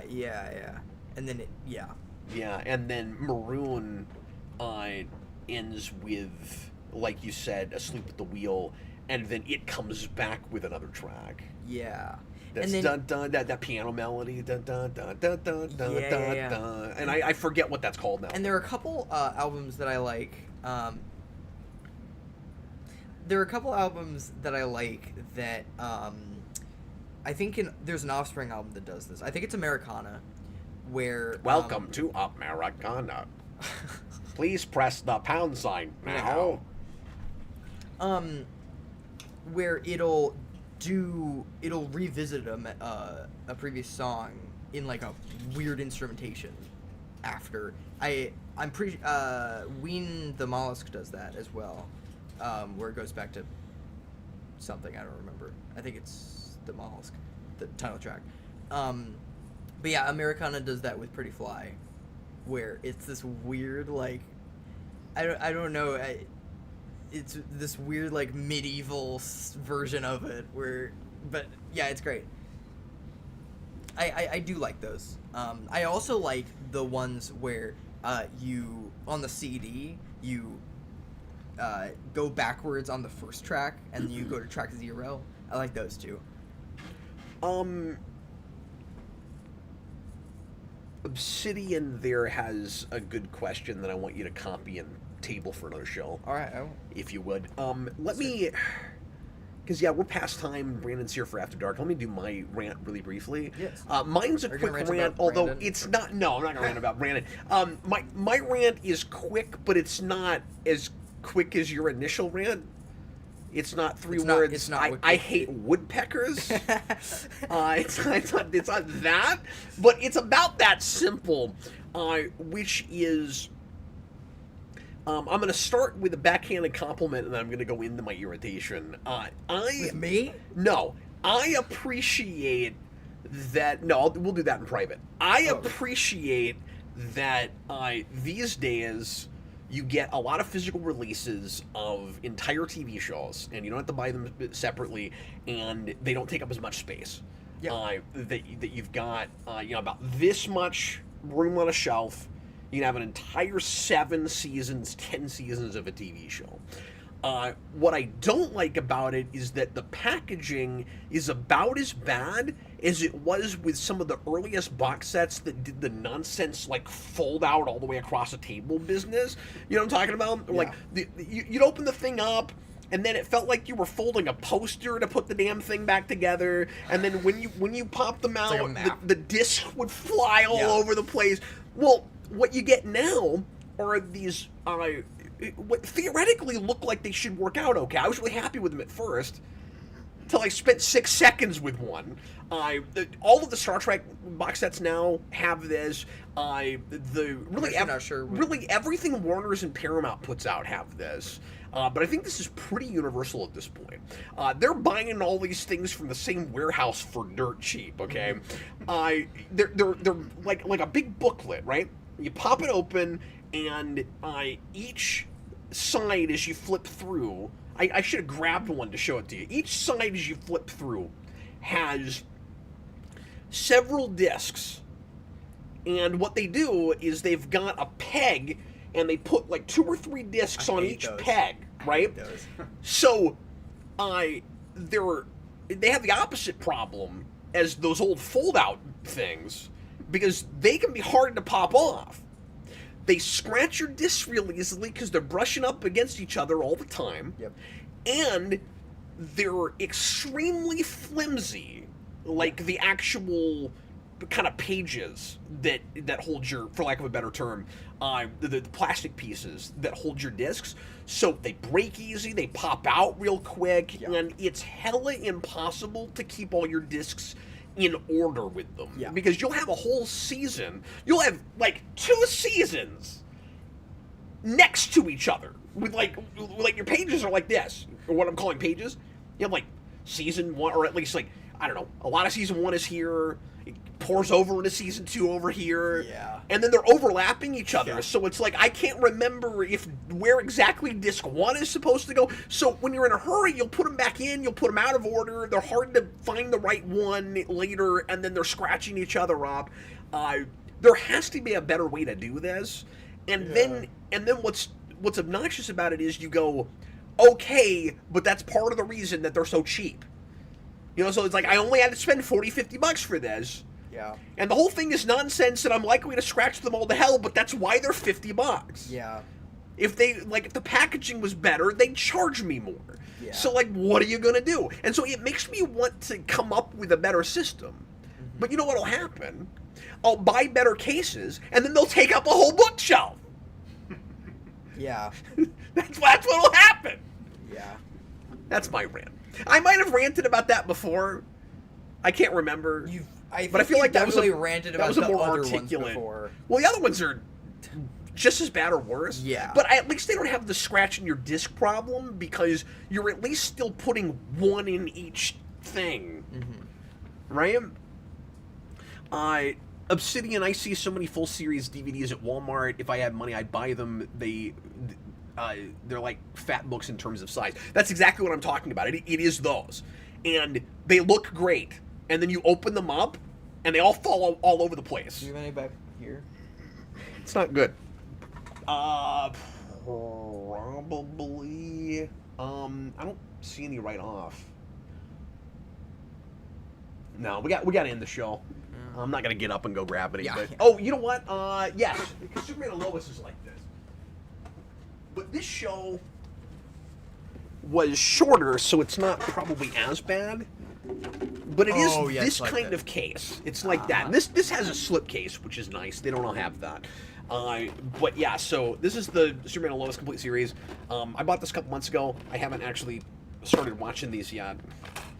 But yes, this is what I'm talking about. Yeah. So these things pop out really easily. But what'll happen is, when it's a series that has more discs, it's in the same size, but they throw more discs in. And then what'll happen is, if the series is long enough, they'll give you a slipcase that'll contain 2 of these that have all the discs. But they'll stack discs on top of each other. Yeah. I believe. Yeah. I think that happens. Oh, man. Anyway, so yeah, this right now looks okay. But I guarantee you, if I spent 5 more minutes with it, they would start breaking. They're bad. Oh, RJ Godzilla says the Godzilla Criterion. Oh, there's Criterions one that come is in like these? that, yeah. That's not... And that's one that I want, but it's same warehouse. Same damn warehouse. But that one's not even cheap. That one's like $200. That's because it's Criterion. Yeah. Yeah, well, you at least get beautiful transfers that then you can still scratch all the hell. Yeah. But at least they're Blu-rays and 4Ks and they don't scratch it bad. I was half expecting that box to break when you closed it. Yeah, I kind of was too. Anyway, well, everybody, thanks a lot for watching. Sure appreciate it. Come hang out with me and Brandon and Austin here in a few minutes for Geekvolution After Dark on Patreon.com/Geekvolution. $2 tier get you access to that. Jason and I will be back with you again next week. Join Patreon, give us a question, and thanks for watching. We'll be with you again next time. Jason, thanks a lot for your segment. That was sorry really, if it went too long. No, that was great. That was a really great Pink I Floyd stopped rundown. and it was like 10 minutes left. And I was thoroughly impressed. Oh, thanks. It felt like you wrote a paper for I'm school. gonna listen more. Pink Floyd. I thought you were gonna say you're gonna listen to yourself talk. No. No, I'm not. All right, we'll see you soon. I was Captain Logan. This is Jason. Yeah. Bye, everybody. I wanna take you for a ride.